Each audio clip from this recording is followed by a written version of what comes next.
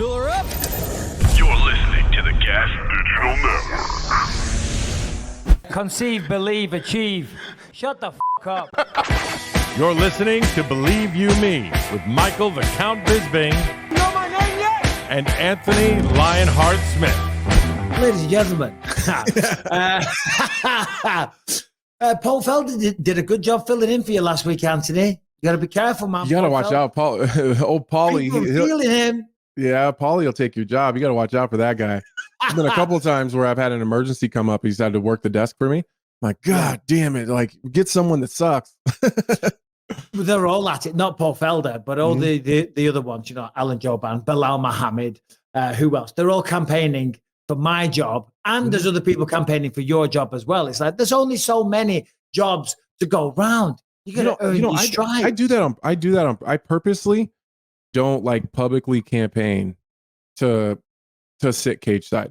And it's not because I don't want to call the fights. I would love that. I think you guys have the coolest fucking job in the world. It's that if I campaign for it, I'm essentially saying that I want one of you guys to not have a job. Yep. And that's, thank you. That's how I feel. Like I'm no better than you or DC or Rogan or Felder or Dominic. Like, so like, I feel like by saying that, I'm publicly saying I'm better than one of those guys and I want his job so he doesn't have one. So I just, you know what I mean? Like when it's time, it's time. When someone moves on or does something else or whatever, I'll be ready. Well, people do that. They do. I know. I know. I see them all the time. I mean, fair play, Laura Sanko. She manifested this reality, and she does a great job. But you see it all the time. People talking about it, and I go, bro, that's my job. That's partly how I pay my bills. Back off. Or they'll come ask you how's the best way to do it. They'll be like, Anthony, I really want to work the desk. What should I do? I'm like, first of all, you want me to help you take my job? Yeah, you know, I never campaigned for that once. I remember when DC started commentating and Cruz started commentating. Of course, I wanted to, but I don't know. Maybe I was wrong because a lot of people do. I mean, I'm never a guy typically that's backwards in coming forward. I'll generally speak my mind, but I'm not going to hound someone for a job. I'm going to wait for them to come to me. Unfortunately, that happened. You know, I was asked to audition for the Contender, did a good job on there, and then from the Contender got onto the real fights. Not the real fights, but the main cards, you know what I'm saying? So, but anyway, we're not here to talk about that. We were just chatting off air. Good to have you back, Anthony. A lot has happened. A lot has happened in the world of mixed martial arts since you were gone. You take a week off and the news just comes out of fresh air. Do you know what I mean? We've got all kinds of stuff to talk about. We are going to get into the ridiculous performance that happened from Edson Barbosa, that we had from Edson Barbosa at the weekend. Truly legendary, Hall of Fame worthy, and he will be in the Hall of Fame. We're going to go through a few of the fights there. But we'll just get into this Misfits absolute circus shit show, what we saw at the weekend. First of all, I got to say, they did a good job in promoting that. Right. They had a lot of interest. Obviously, it's a younger demographic, but even still, it was spilling into the mainstream of mixed martial arts with Dillon Danis and all the rest of it. They did a tremendous job promoting it. But when it came to the actual delivery, it was awful. That was one of the biggest laughing stocks I've seen. And there were so many people on my Twitter timeline. The people talking shit was unbelievable. A lot of respected boxers came out. There's a British boxer, I don't know if you know him, Carl Froch. He was like, that was, he's basically echoed what I just said, and top to bottom. And it really, really was. I mean, the main event, KSI, was just goddamn awful, doing star jumps, and then leaping in with shots. That's not how you box. No, it's not. I'm struggling a little bit here, Mike, because you know what's going to happen. Should I give my honest opinion or should we like sugarcoat it a little bit? No. Don't sugarcoat anything. I said I did a YouTube video saying KSI versus Tommy Fury was a robbery. And it was a robbery because anyone that bought a ticket or paid for that shit show deserves their money back. Yeah. That was the robbery. They pulled the wool over everybody's eyes. Yeah. So give me your true opinion, please. I don't know. It seems like people are just now getting to a point where they're realizing what you and I have been saying for the last 2 years. KSI, Logan Paul, Jake Paul, Tommy Fury, and all those that little group of guys that keep going back and forth, they can't fight. And like I thought we were doing a good job of explaining to people, like, you have to manage your expectations. If you're trying to watch some sort of quality boxing event, you're going to be disappointed. The problem for me with this last weekend, excuse me, the problem for me is I watch it with the intent to be entertained at least. At least give me something that's fun to watch, that keeps my attention for a little bit. And they couldn't even do that. So they can't fight. And now it's not even fun to watch. And that's what I feel like maybe they've overstayed their welcome in this space just a little bit. KSI and Tommy Fury are horrendous boxers, but they can't fight either. Like, they can't even, I wouldn't watch that outside of a bar. I've seen more exciting fights outside of bars than that. And Logan Paul, I almost give Dillon Danis a pass, because we already knew he can't fight. He's not a boxer. He wasn't a stand-up fighter when he was in MMA. He's a world-class jiu-jitsu fighter, and he deserves all the credit in the world for his grappling abilities. But he's never even said that he's a good striker. So, like, I almost give him a pass because we know he sucks. But Logan Paul was doing all these interviews saying, I'm going to tear your head off your shoulders, and all these mean things he's going to do. It's all wolf tickets. They all absolutely suck at fighting. And now they're starting to suck at entertaining. So, like, if they can't entertain and they can't fight, I don't know what the hell they're doing here. I totally agree with everything you said. I mean, first of all, I guess, because it is a younger demographic, I looked at a bit of the press conference that they had last week, the pre-fight press conference. And in the crowd, the majority of people were like 14, 15-year-old kids. That's kind of their demographic, right? And I guess if they want to be entertained by that, and listen, they've done a tremendous job in building this kind of sideshow act, and they're all generating money. They're earning a lot of money. So I applaud that, right? You find your groove, you find your niche in life, right? They harness their YouTube audience and they bring it off to something else, and they're having fun with it and all the rest of it. So I applaud that. But it's when, and I know I'm repeating myself from previous shows, but it's when they start to talk about themselves as real fighters. It's when you get Jake Paul talking about taking on Canelo Alvarez and all the rest of it, and KSI saying stuff. And to be fair, Tommy Fury beat Jake Paul, so I gave him a little bit more of a pass. But that against KSI at the weekend was just utter awful. It really was. KSI just jumping in from the distance, and then the majority, it was all just clinching and terrible little rabbit punches and body shots and all the rest of it from a clinch. I said on my YouTube video, the review that I did, there was more grappling in that than what there was in an MMA fight. Do you know what I mean? Yeah. And everyone was like, well, what's your problem with that? I said, well, in mixed martial arts, in the UFC, it's high level grappling. You know what I mean? For the most part. For the most part. Yeah. There's a few that suck. But it was just awful. They can't fight. Listen, they made some money, but I tell you what, I don't think that business model will continue much further like that. I assumed that was highly watched. I assumed they sold a lot of pay-per-views. The arena looked packed. And I'm sure if you were there, from what I've heard from some people that were there, like my YouTube editor, he was there, he was in the building. He said the atmosphere was great because they have a lot of theatrics, KSI coming out in a Lamborghini and all the rest of it. They were probably like the highlights if you like that kind of thing. I prefer the real boxing and the UFC style where it feels more like a sport. But there is an entertainment value in coming out in Lamborghinis and all the shit shows and the side shows and the lights and the lasers and the smoke. If you like that kind of thing, like the Pride entrances, which were cool as hell, by the way, back in the day. But there was real fighting that followed that. But there was real fighting that followed that as well. There was no real fighting on display at the weekend. Now, granted, I didn't watch the whole thing. I just came in and caught the main event and the co-main event after I drove back from Vegas. And I was sitting there having a cheeky little nightcap before I went to bed, my little vodka, lime, and soda, just to help me sleep. Medicinal purposes, of course. Sure. And I was just like, only. I'm like, what is this? What am I watching? And it's when it's just combined with all the talk about how there's such badasses. I am not hating as a former champion, as guys that put a heart and soul into it, blood, sweat, and tears. And it's not a jealousy thing. It is not a jealousy thing, but it's just the hilarity of how they talk about themselves, how they carry themselves, and then the final product, when they deliver that, I'm sorry. You got to talk a bit of shit. Yeah, I don't enjoy like shitting on them.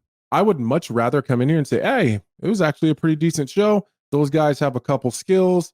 They were competitive and, you know, it was good. Like, I'll go watch amateur MMA.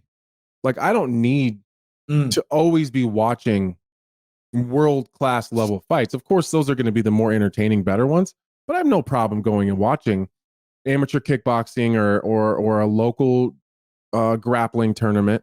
I do those things and I have no problem doing that. But the difference is these guys pretend that they're super high level and that they're at the highest level of boxing and they're going to take out all these guys and give a less than amateur performance. I don't understand how Tommy Fury is so bad. It's so confusing to me because he is quote unquote, and I know he's a good guy. I actually don't dislike him. I think he says the right things. I think he puts the work in. I think I loved his quote when he said there'll never be another Tyson Fury. I'm just trying to be the best Tommy Fury I can be. By the way, I had tremendous respect for that. When he said that, I thought that, I mean, there's a guy that knows where he is in life. Right. I think that he's very clear and aware of kind of where he's at. So I don't want this to sound like I'm shitting on him at all, because I actually really respect him. I just don't understand how he's not better at boxing. He's vulnerable. He has a lot of holes. And maybe he's just not built to be a super high level boxer. Some people just don't have it, and that's fine. There's nothing wrong with that. But he's been in like 2 really tough fights with 2 guys that can't fight, and you know, like really closely contested fights for the most part. So I think that's weird. That kind of weirds me out. It just seems like he should be smoking these guys, and he's not. And like the KSI Logan Paul thing, like I just kept imagining, because I knew we were going to talk about this. I kept thinking, like, what would one of us do? Like if Dillon Danis was standing in front of us. Oh my you know what God. I mean? Like a guy who's very limited in his skill set completely. He can't really punch. He has no defense. He doesn't have knockout power. He doesn't even know he doesn't know how to use the Philly shell, and just walk you down like that. Like it just showed. Went for a double leg and couldn't even get it. And didn't get it. Had a nasty guillotine for a second, didn't get it. And I'm sure we'll get into all that in a second. But I just watched it, just thinking, like, I can't believe that I paid to watch guys that don't know what to do when just a guy is pressuring you with no punching. It was a robbery. It doesn't make any sense to me. Like, how do you not know how to deal with that? And you're the main event of this massive show. I don't understand. Well, don't pay for it next time. Just hit me up. Yeah. Whoa. To be fair, I'll give Tommy Fury a little bit of a pass, because I have seen him in the past and he has looked decent. And of course, he has the genetics of his older brother. And he does put the hours in. And I think I didn't hear anything overly outlandish from him other than just being confident of winning the fight, which is fair. You got to do that. KSI, again, I have no problem with the guy, but he's starting to talk like Jake Paul does about being a real threat in real boxing. And that just kind of makes me laugh. It makes me giggle. You know, to be fair to Tommy, again, when someone's jumping in like that and just coming in with an erratic, there was no setup. He was just diving in from a distance and then falling into the clinch straight away. It's kind of hard to deal. That's know an awkward style to deal with. An awkward guy, a beginner, someone that's acting like an idiot. It brings you down to their level sometimes. You know what I'm saying?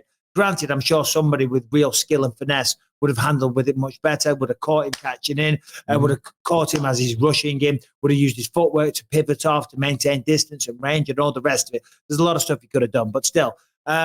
What did you think? Because he had a point deducted. What did you think of Helwani's commentary? Listen, I know he's on the payroll from KSI, but my God. I mean, talk about, people say that I'm a biased commentator. Woo. Man, my man Ariel was acting like those shots to the back of the head were like fight ending sequences. I was just like, what?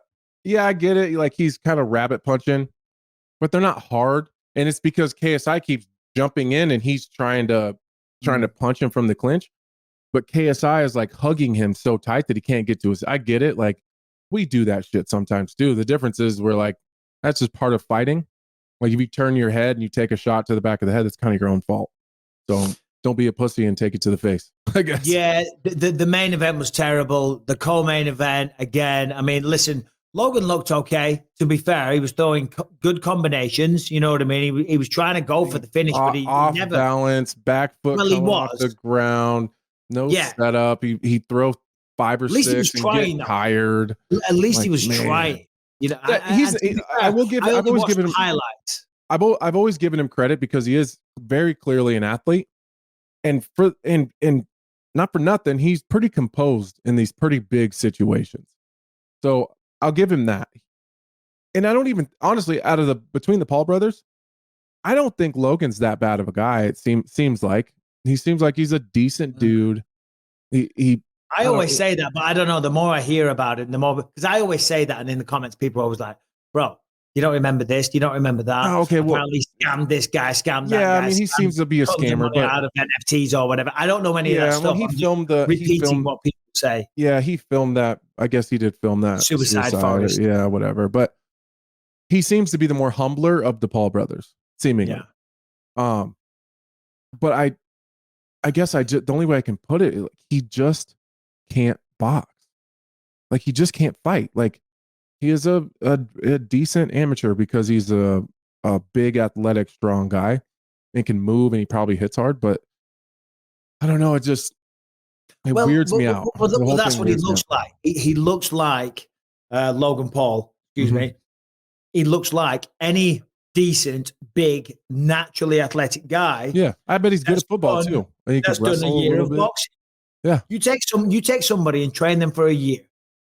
That's what they'll look like. They'll know how to throw some punches. Do you know what I mean? That's about what he looks like. But it takes years to read situations, to set up combinations, to remain calm in those moments, to be able to duck, slip, counter, all the rest of it. You know what I mean? To develop strategy and game plans and understand the finer nuances of the sweet science. You know. What do you think? What do you think of Dillon? What do you think of Dillon? Like, where does he go from here? Is that probably his last big payday? 100%. I mean, listen, Dillon is a troll, right? A troll. He's a troll, right? And he trolled his way all the way through. I saw a tweet from somebody the other day, and it summed it up perfectly, but I can't remember it. It was like, he trolled his way into this fight. He trolled everyone at the press conference. He trolled Logan all the way through it. He's got the lawsuit going on. He still continued to troll, and he trolled everyone at the fight because he didn't show up. He didn't even really try to fight. It was just, I don't think he took it seriously from start to finish. The only reason why he would have wanted to win was because of his pride. And then in round 6, where he knew he was clearly going to lose, he just thought, right, here we go. I've got my insurance card. I'm going to get myself disqualified. I'll go for a double leg, try and create some viral moment, try and get some bit of a moral victory out of it by maybe, everyone can laugh and say, oh, you were hilarious. That was just his last attempt at saving any kind of dignity in the fight world, I think. And it failed miserably as well. If you can't take down a boxer that isn't expecting it, then my word, because he isn't a boxer, he isn't a striker, and he isn't an MMA fighter. Right. That's why I do take a little, I have a slight grievance with everybody referring to him as the MMA guy. He's had 2 fights in Bellator. He's not an MMA guy. He hasn't fought in years. He's a jiu-jitsu guy. And you can't use jiu-jitsu in a boxing fight. And then Jake Paul jumping into the ring afterwards as well. I forget the exact quote. Harrington, you might have it. He said, oh, these MMA guys, they can't compete with us. These MMA, and I know we're repeating ourselves because we've talked about this a lot, but he's just at it again. Go on, Harrington. I have the quote here. Easy work. These MMA fighters can't keep up with us. We're boxers. We do this ish for real. He didn't even get hit with a punch. Embarrassing ass performance by Dillon. I was just going to say the only person I actually fought here was these microphones. And that was from Logan. To say that these MMA guys, we do this shit for real. Are you out of your goddamn mind? I was commentating Edson Barbosa versus Sadiq Yusuff, and that was a ridiculous fight. And high-level mixed martial artists in their prime would smoke both of those brothers Yeah, I mean, you would destroy Jake Paul. I mean, I would as well. I would do both those guys in the same night. 100. Oh, without question. I would not. I would happily come out of retirement. I'm not trying to sound like a tough guy. Mm-hmm. You know what I mean? I will fucking wipe the floor with the pair of them with my eyes shut. You know, with my eyes shut. For sure. It's just, I think that's part of it too. It's the way they talk, where I don't want to, maybe not my ego, but maybe it is my ego, where they're like, these MMA guys, you know, can't keep up with us. Well, like, I want to, that's the only thing that annoys me. I'm not even looking for a paycheck. Like, I got a gym right here in Omaha. Like, come here, or tell me where you're going to be at, and I'll come to you. And let's just close the doors, kill the cameras, and let's see how it goes. Like that. That's what I think. It's not like I'm not trying to get one of your viral moments. I don't care. I'm not trying to make your money. I got my own path that I'm on here in the UFC, but I would love to prove both of them wrong and say the ones you pick on can't hang with you guys. You got a guy that can't strike. In fact, I'll double down on that as well. Okay, here we go. Anthony Smith, Michael Bisping. Yeah. It's not a formal request, but we're just saying, if you want to come down and spar a few rounds, and by the way, I've been retired since 2017, take your pick, whichever brother against whoever you want. If you want to come and just get a bit of training, you don't have to film it, you don't have to do nothing, right? We'll figure out a time and place. They won't take us up on it because they'll think that we're trying to benefit ourselves. Doesn't have to be a camera, doesn't have to be anything involved. I would happily do that right now, today. And if they do well, we'll tell the whole world about it. Yeah. Like if you're impressive, we'll tell the whole world. They wouldn't. But if you suck like we think you do, we're going to tell the whole world about it. And again, we're going to move on in just a second, but we can't not discuss this because this is what they're doing. They're permeating our consciousness. Mm-hmm. They're doing a great thing. Listen, talking about their skills as fighters and what they say is one thing, but what they're doing, right? Because we're all trying to make it in life. You know what I mean? Mm-hmm. We're all trying to pay the bills. We're all trying to keep a roof above our heads. If we've got children, we're all trying to build a life and a fortune so we can leave some money to them and help set them up. You know what I mean? Mm-hmm. I commend them for that. They don't have children, but you know what I'm saying? I commend them for that. I really do.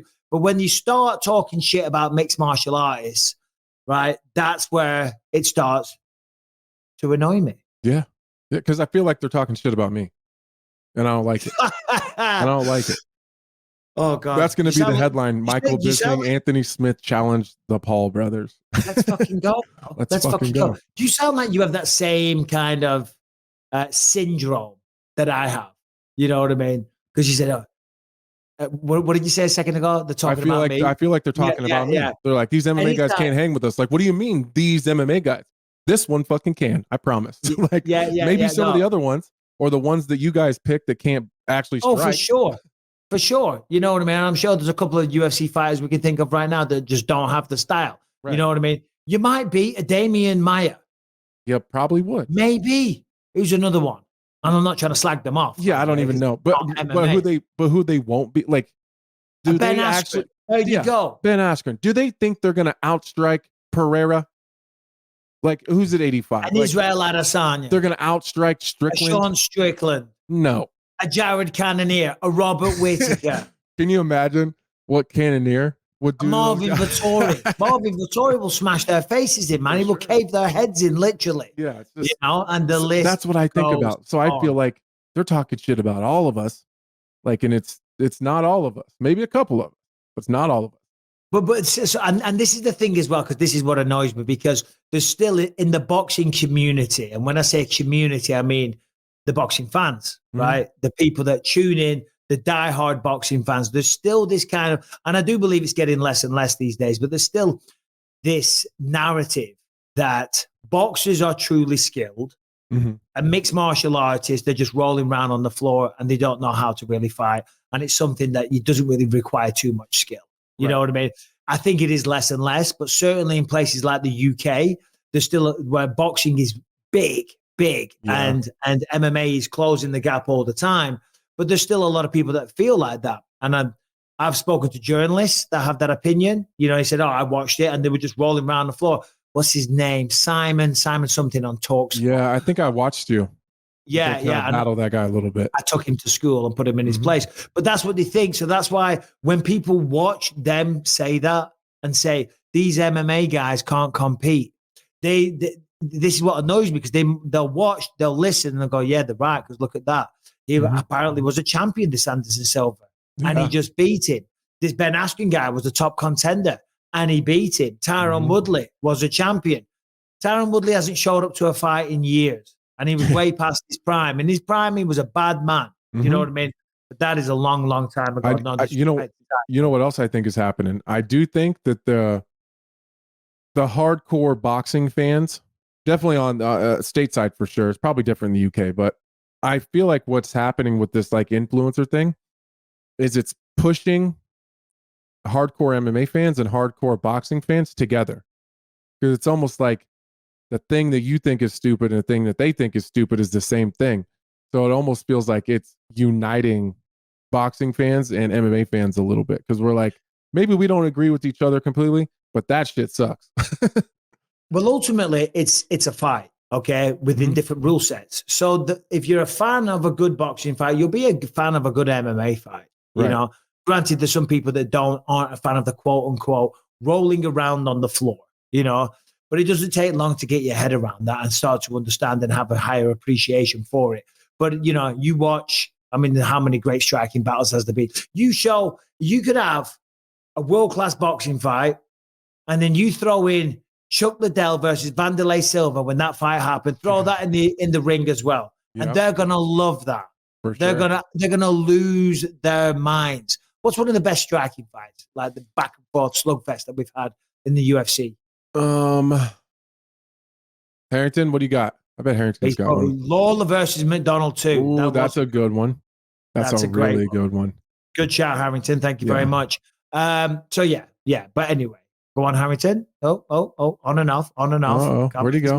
I promise you I was not pulling me up there, so I don't know what happened. It's quite all right. You got yourself a little bit of airtime. We'll come to you shortly, brother. Anyway, moving on. Listen, first and foremost, I applaud them. They made some money, you know. I do think it will have an effect going forward, though. I don't believe that kind of product is sustainable. It really isn't. You know, you'll cash in. I think if you get a big crowd, and like promotion can be a gift and a curse, because exposure, right? It can be a gift if like you don't do a great job promoting it, and there's not a whole bunch of eyes and it sucks, then not a lot of people watched it. But if Dillon Danis killed it. I thought Logan Paul did a good job. Tommy Fury and KSI did a good job promoting it. So they brought in a bunch of eyes and people, but they didn't produce. So like that's a significant amount of more people that are not going to rewatch it. They're not going to tune back in again. You got to live up to the hype. You're selling one thing.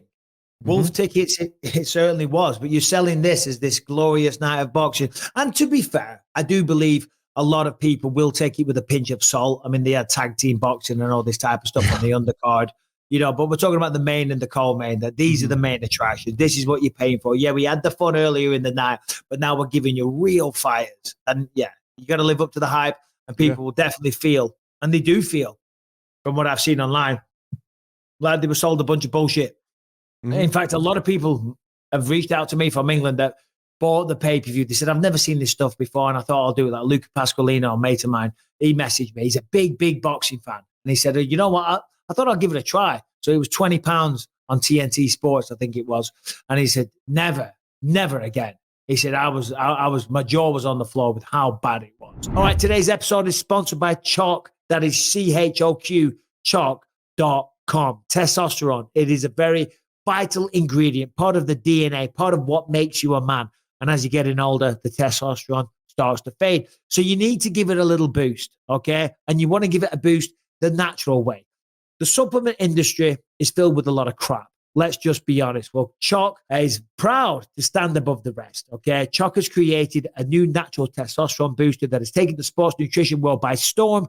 And I prefer Choq because, number one, it works. It's as simple as that, right? Choq Daily is the cleanest research-based testosterone booster available. As I said, the supplement industry is filled with nonsense, trash, dirty supplements. Choq uses full disclosure labeling. They tell you exactly what is in the tub, the exact amount of each ingredient, and they never use proprietary blends. Listen, I've been using this stuff and I feel the difference, and you will feel the difference as well. So be the best version of yourself.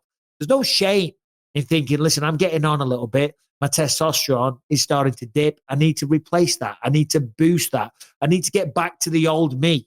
Okay. Well, give it a shot. And along with Choq Daily, be sure to check out the Male Vitality Stack and the Stack Ultra. Okay. As I say, they are the cleanest research-based testosterone booster available. You will thank me later. And of course, we have a great discount. Go to choq.com, CHOQ.com. Use the code Bisping. You'll get 35% off your entire order. That is choq.com. The code is Bisping. And be your better self with Choq.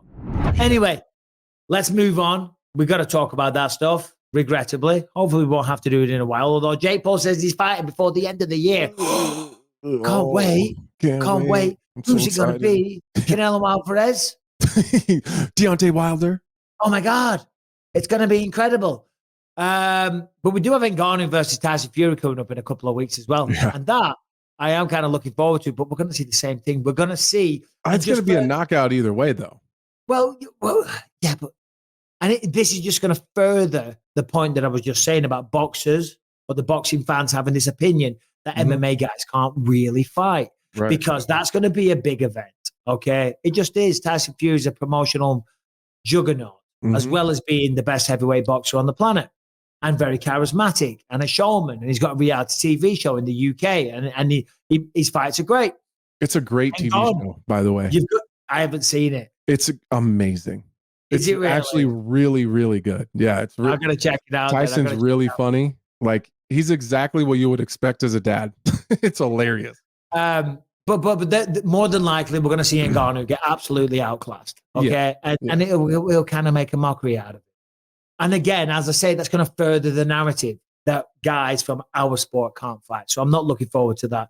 I might check that out. I'm watching. You ever seen Succession on HBO? Mm-mm. I'm watching that right now. It's been around for a few years. It's brilliant. You need a show. Yeah, I might have to check that out. Succession. There's a lot of business talk. You got to watch it, but it's a very, very, very good show. You were saying you were watching the Tyson Fury thing. Yeah, throw that back at you. Yeah, it's funny. Really obviously funny. UFC 294 going down this weekend. Very, very excited for that. A lot of talking points. We'll throw to that stuff in a second. I want to hear your takes on Volkanovski and, of course, Kamaru Usman. But we're going to touch on these fights that happened at the weekend. We won't spend too long because the fights happened and a lot of people would have watched them. But I got to give a special mention to the main event. Edson Barboza, 37 years old. We've seen him put on some incredible performances. At 37, you start to think this guy's getting on and all the rest of it. And it looked like that. Sadiq Yusuff had over a year away. He had a herniated disc, so he had some time out. Almost finished Edson in the first round. And, may the best man win, of course. But Edson, I do believe most MMA fans respect it. And it's hard to see somebody taking that kind of beating. And the beating was really bad. Sadiq was landing on him almost at will. And I thought, the poor guy, he's about to lose in spectacular fashion. But he didn't. He made it out of the first round. And in the second round, Sadiq slowed down.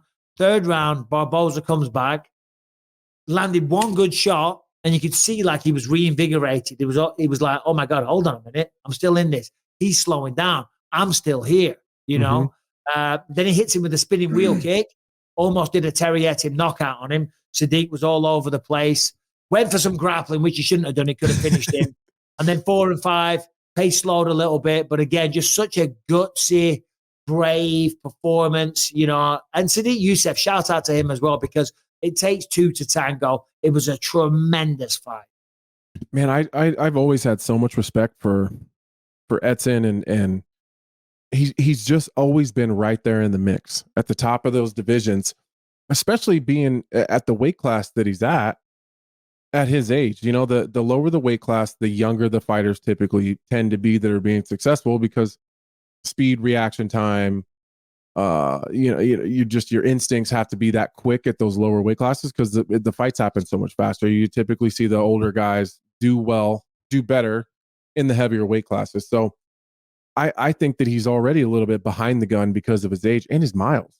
He's been in some absolute battles with Felder and Habib, and he's just been in some really tough fights. So he's got a lot of miles.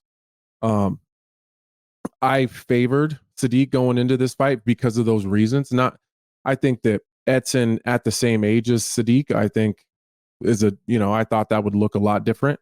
But I mean, you have to take into account the miles and the age. So, man, I'm happy for Sadiq. I think that he deserved the main event. I've always been a big fan of that guy. And honestly, it sucks to say because I am such a big Sadiq Yusuff fan, but I'm happy to see Edson get a win. Because unfortunately, he's just getting older. So there's going to be a lot less of those. Well, Sadiq's a class act. He really is. I'm a big fan of that guy as well. I like his Instagram stuff. I was going to say, I like his Instagram YouTube channel. He's funny as hell. He's got a good sense of humor, and he's a beast inside the octagon. And for him, that'll be a developmental fight. That's the type of fight where he's going to learn about himself and learn about the strategy and how much to unload and to pace himself and all the rest of it. And as I said to him on the which is its own skill that people don't understand in main events. Of course. Well, I said to him on the microphone, experience has to be learned, earned. It can't be bought. You know what I mean? Right. That's one of those fights where he's going to learn and get better. And Edson Barbosa still wants to be the champion, still talking like that. I mean, he's an inspirational guy. I was going to get him on the podcast. I was going to reach out, but his face was destroyed. And I'm like, I don't put him on there like that. Yeah. On the microphone as well. I said, tell me about the first round. How hurt were you or something like that? I forget the question. And he was like, bro, he said, I didn't know what I was doing. I didn't know where I was, whether I was in the UFC. I thought I was at home playing with the kids. I didn't know what day it was. And I was laughing my head off. Man, he's an absolute goddamn legend. Also going to give a shout out. Whoa. Jonathan Martinez versus Adrian Yanez. Oh, because of that fight, I got a beef with Dean Thomas. Big time beef. But anyways, go ahead. Serious beef? He had some beef for sure. What did he do? He was talking shit on the post show. He says on the post show about you. Yeah, he goes, man, Factory X has got some of the best leg kickers in the entire sport. Goes over the numbers about how many leg kicks Jonathan Martinez and Chris Gutierrez landed. They landed 86 leg kicks between the two of them. The rest of the card combined landed 85. Hold on. Did he say, so if these guys can kick so much, then why the hell can't Anthony Smith kick? That's exactly what he said. That's exactly what he said. What a piece of shit. That's what I'm getting text messages. I'm getting blown up on Saturday. I'm like, what the hell is this? And they're like, Dean Thomas talking shit. I was like, no, he's not. That's my buddy. And then someone sends me like a video of their screen at home, and they'd rewound it. And then there it was, Dean Thomas talking shit. Couldn't believe it. Obviously you're being tongue in cheek to a certain degree. Yeah. No, I know. To a certain degree, because we take what we do very seriously as fighters. And that's why when we critique a fight, and you mentioned something before as well, I also like to generally be positive. You just reminded me because we were talking shit about the Misfits thing, and I do respect anyone that steps into a ring. But people like to see negativity more. If you come out and you do videos where you're just talking shit about people and saying how awful they are and all the rest of it, for some reason, people like to watch that more. That engages people more. It's a weird thing about the human mind. Whereas if people sit around and saying how great people are, doesn't really hold your attention as much. I just reminded me there of something you said earlier. But as I said, to a certain degree, you're joking. Yeah. But it's got to annoy you to, if we're being honest and real, it has to annoy you deep down. Right. The whole team is fantastic leg kickers. I mean, even in my last fight, when I seen Span leaving, he was in a wheelchair. Like I landed a shit ton of kicks. So of course I can kick, and of course I can defend kicks. That's the frustration, is I have no problem doing it in the gym. Said, Dean, come here. Yeah, put your shin pads on, dickhead. Let's go. Let's get to kicking. Let's just kick. Let's just kick each other and do a bit of math in between. Yeah, count them while you're doing Throwback. But yeah, I thought Jonathan Martinez looked really good. I did catch the new pronunciation of Yanez, which is cool. I mean, it's your name. We say it however you want. Well, he said we're talking about Adrian Yanez, by the way. He's got a son now. He said his name is traditionally pronounced Yanez, but because of the spelling Yanez, people at school and all the rest, he's called him Yanez, and he's like, whatever, I don't care. It is what it is. Just like people call me Bisping. It's Bisping, but I couldn't care less either. The Bisping. Bisping. I would do the old school voice accent that I used to do for the Bisping, but I can't do it these days because it's racist.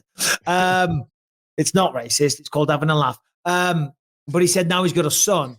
He wants to continue the family legacy, if you will. Yeah, I get that. And he wants his son to be called properly Yanez. So, hey, fair play. I'm so high on Adrian Yanez. It's hard to say Yanez. But it is because we've been saying Yanez for so long. I'm such a fan of Adrian Yanez. He's got great boxing, and he was coming back from the defeat from Rob Font. Don't know why I'm talking like this now. But Jonathan Martinez, man, literally kicked the shit out of him. Yeah. I've been telling you guys, Pedro can fight. That is, he is, the things that he does. We call him Pedro at the gym. Oh, right. I'm like, are you talking about Pedro? It's my bad. I thought we talked about, no, we call him Pedro.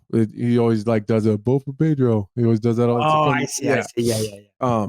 But Jonathan is so talented. The things I've seen him do in the gym, the rounds that him and Chris Gutierrez have it's two top 15 guys in the same weight class fighting in the gym every single day. It's one of the funnest things to watch. Then you start mixing in Brandon Royval, who's only one weight class apart, and Yusuff Zalal, and just a handful of other guys that are at the top of the food chain. And watching these guys go, these guys are the tip of the spear, and they're just making each other better and better. Sometimes I'll catch myself on my own sparring days where I'm like, hey, hold on. And like, I'll stop my partner and we'll just watch because these guys just get after it. He's so talented. He's so good. He'd be significantly more popular if he'd open up and let the world see his personality a little bit that we get to see every day, and just how cool he is, how much he loves his family, how he's funny. I wish he'd let the world see that a little bit. He's just not very good with the media part of it.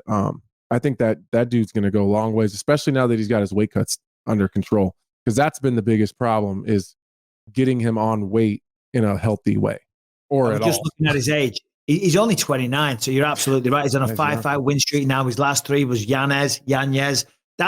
Listen, Yanez just lost to Rob Font, okay?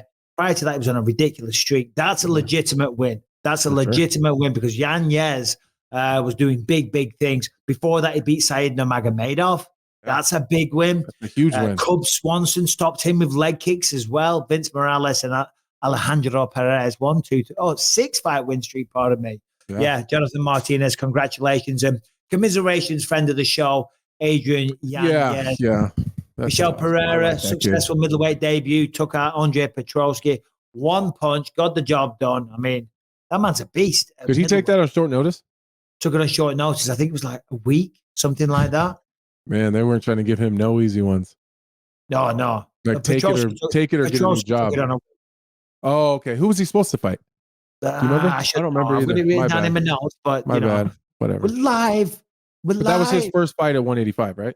That was his first fight at 185, and he looks like a monster, man. Yeah. Because I went in there to commentate him, and he put the hand on the shoulder.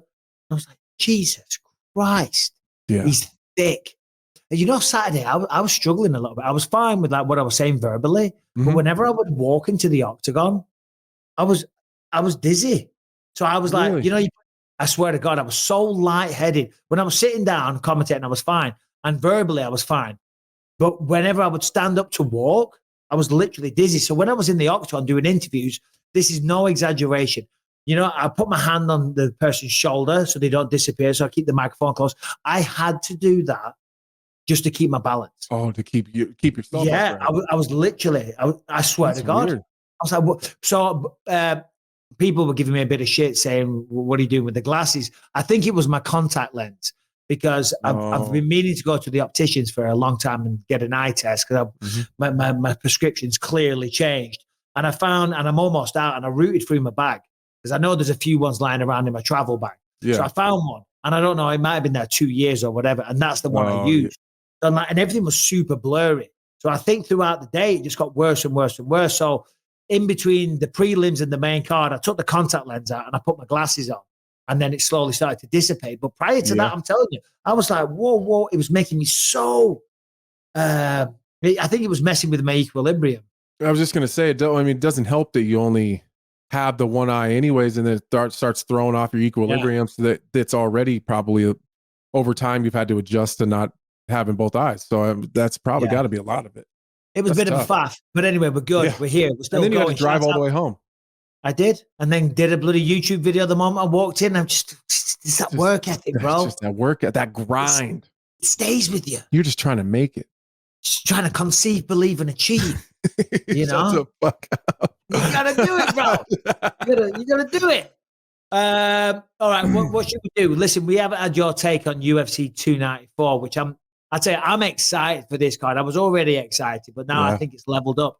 They were great fights before, and I'm not saying they're better, but just with the storyline, it just makes it a little bit more intriguing. We did talk about it last week, but here's where I'm going to throw a quote, and then we'll allow you to give your takes on the whole situation, because I'm sure everyone wants to hear from you. But Javier Mendez, of course, he's the coach at AKA, he says that they expect, the Islam camp expects Volkanovski to be much more aggressive this time out. He said Volkanovski's going to do more. He's going to take chances. He's going to take more chances than last time. He's not going to be worried about the takedowns because he obviously survived the ground game last time. And he also did his best work on the ground, not in the stand-up. So he's not going to be afraid of anything. He went on, but we'll leave that there. Get to that quote in a minute, but just in general, Anthony, thoughts on all of that? And give it to me, bruh.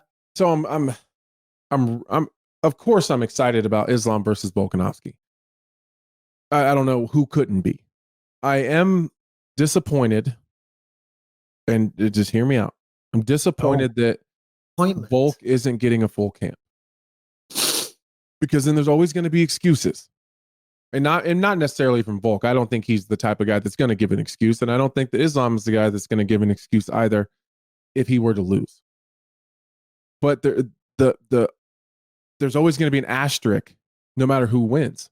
If Islam wins the fight, then everyone's going to be saying, Volkanovski didn't have a full camp and he wasn't ready. He stepped in to save the show because he's such a warrior, but he wasn't as prepared as he could have been. And then it's going to diminish no matter what happens, it's going to be a hard fight probably for both guys. So it's going to diminish whatever Islam does that entire fight. And then they're going to go, people are going to start going back to his record. They say, 3 out of his last 5 or 3 out of 6, whatever it's been, have been guys on short notice. So they're going to put an asterisk by it. If Volkanovski wins, and the people are going to say, well, Islam was preparing for a completely different type of fighter, different body type. He wasn't prepared to go 5 hard rounds, because let's be honest here. I don't think that anyone expected Charles Oliveira to go 5 rounds really hard. It's just not how Charles fights. He's more or less a 3-round guy. He fights like he's shot out of a cannon and just puts his foot on the gas and goes. So I don't suspect if you're fighting Charles Oliveira, you're worried about rounds 4 and 5, him pushing the pace.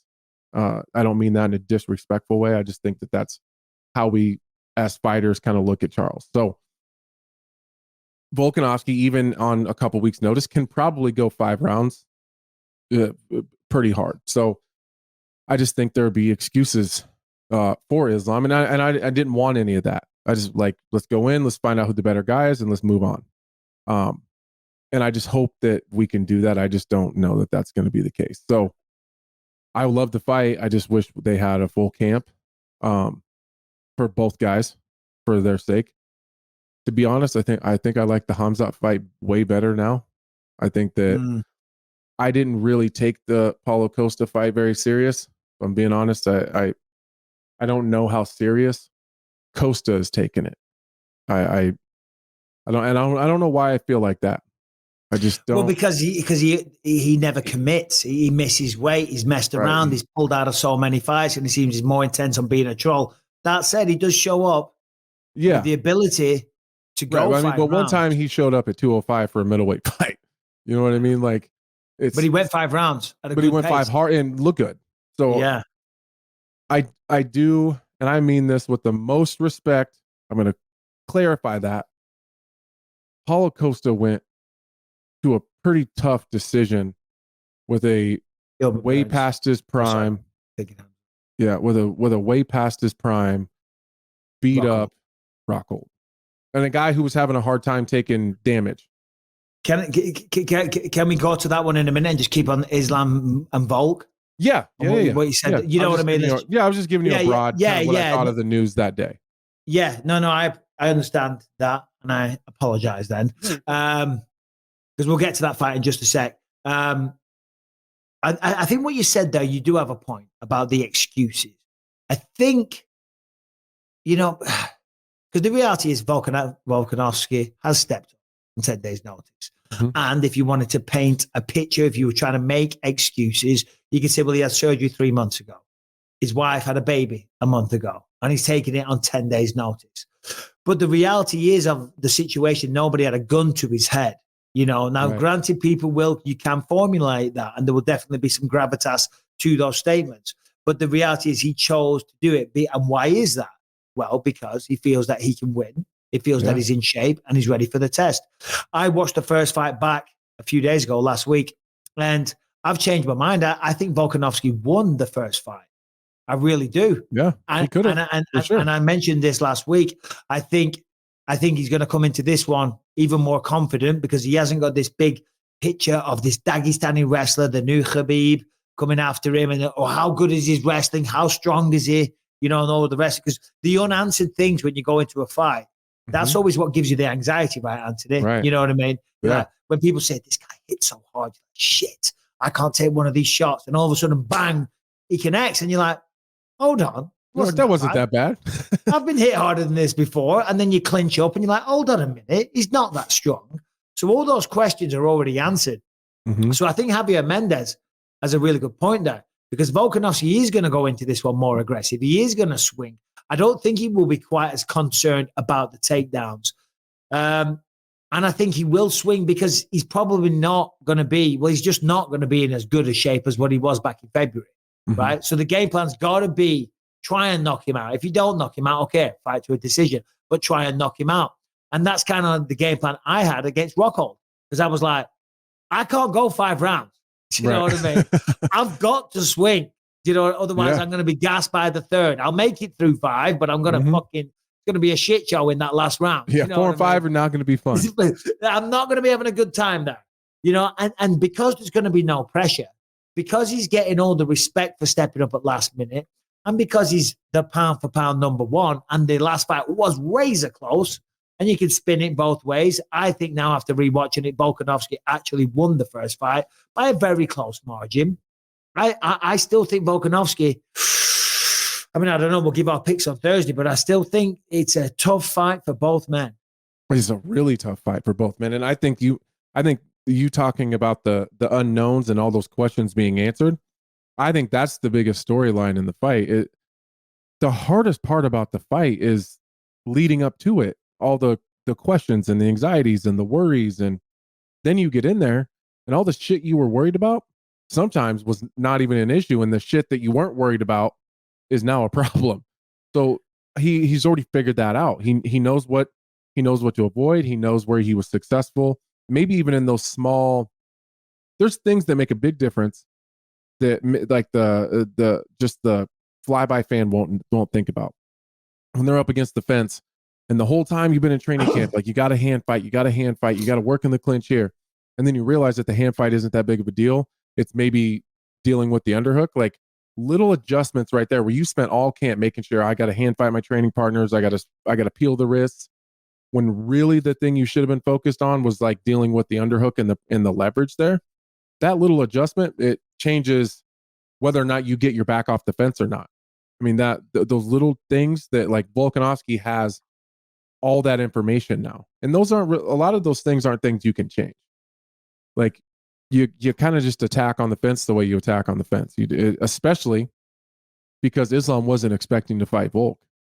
So it's the same things that maybe Volkanovski has to make adjustments to. Islam only has 10 days as well. Yeah. No. He does only have 10 days, but I will say this though. And again, this is like, can be perceived as not giving Islam the credit, which, listen, I give him all the credit in the world, and I have tremendous respect and admiration for what he does inside there, because the way that he generally beats people and goes through them, it's a thing of beauty. But every time we have a training camp, we're trying to become the best version of ourselves.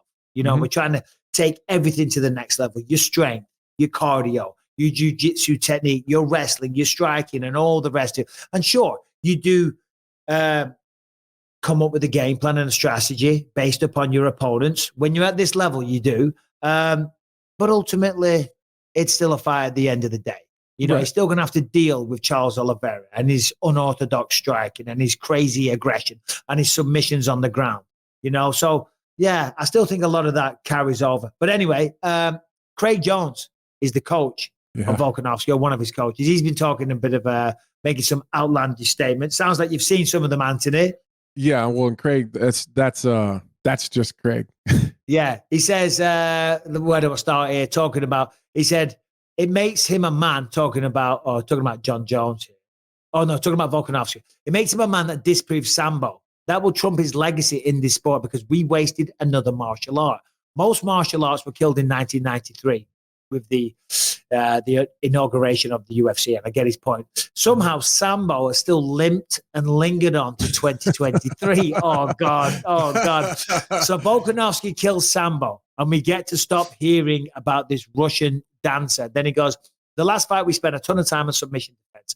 Obviously, that's a waste of time because, as we learned, Islam doesn't know any submissions. He just holds onto the back for 20 minutes.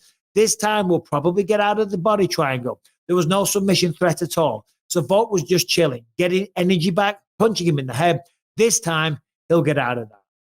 And then lastly, before we move on, he says, we've heard about this catch wrestling. We've heard about Sambo. We've never seen it work. If Islam gets a submission, that's a jiu-jitsu submission. If he gets a takedown, that's a judo takedown. If he shoots a double leg, that's a wrestling move. So for me, Sambo is a myth. It doesn't exist. Craig is a maniac. Oh God. Yeah. I don't know him. I don't know that I necessarily completely disagree. I don't know a lot about Sambo, but it does seem like it's wrestling, judo, and jiu-jitsu and kind of MMA all rolled into one. But I don't know enough about it, I guess, to give a true opinion. But I do think that he's one of the best jiu-jitsu players in the entire world. I think he's a fantastic coach. I've trained with him. He's very good at what he does. And I don't think that he's wrong on his assessment of Islam's jiu-jitsu in terms of its effectiveness on Volkanovski. I think if Brian Ortega, could Islam catch Volk? Of course, anybody can get caught. I mean, when you're that deep in that many submissions with a guy like Brian Ortega, I think your jiu-jitsu defense is probably pretty on point. Yeah, but I think I said this last time, and I'll say it again, though. How do you choke a man out that has no neck? It's hard. That's what I mean. It's hard. Is a body and a bowling ball on top of it. You know what I mean? Where the neck should be, there's a bowling ball of a head. You know what I mean? There's no neck to choke. No. And to be fair on what Craig Jones is saying now, of course, he's stirring the pot a little bit and he's doing his thing. But in the world of martial arts, you know, there's techniques that work, you know, and they will be picked up and accrued and used and formulated and changed and used in different styles and different systems. You know, a front kick is a front kick, whether that's kickboxing, Thai boxing, taekwondo, karate. You know, there's lots of different styles. A rear naked choke, okay. Maybe I think it would have evolved in Japanese jiu-jitsu 5,000 years ago, you know? And now it's used as Brazilian jiu-jitsu, you know? I'm sure it's some... Yeah, the technique is the same. We just call it this. It's just called... It just drifted across the continent over to Russia at some point. You know, limped along. Limped along, you know? I mean, listen, anyone can learn a rear naked choke. You can take somebody, we see it all the time, you know, people, it's very on trend these days. People want to get choked out. Like Dillon Danis choked out some girl. Yes, the OnlyFans the box or whatever, the OnlyFans girl. He choked her out and choked her out unconscious. And then she said, "Oh my God, that's better than MDMA or something, or ketamine or whatever." Is that what she said afterwards? She said that's better than drugs. She said, "I came around, I was all lightheaded. It's better than any drug I've tried," or something like that. The point I'm making is, though, you can tell anyone away $20 a piece. Let's go. What are you gonna do? Get your arm, put it around someone's neck, put it on the bicep, and put the other hand behind the head, and then squeeze a little bit. Right. There you go. It's not hard to learn. It's utilizing that and executing that at the highest level against a world-class opponent. Mm-hmm. Yeah. Have your thinking cap on for Thursday. We're going to go into in-depth analysis. I want to know what Islam needs to do differently. I want to know what Volkanovski needs to do differently in order to win. We're coming at you with a hard analysis Thursday. I'm going to give you the hard X's and O's. Step aside, Brendan Sharp. Okay?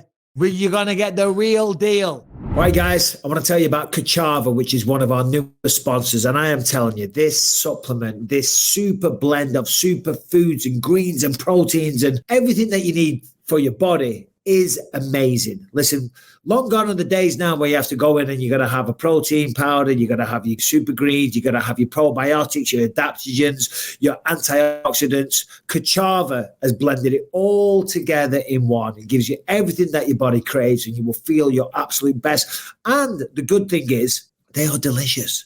They are absolutely beautiful. It's creamy, smooth, and it comes in 5 delicious flavors. They've got the chocolate, the vanilla, the chai, the matcha, and the coconut acai.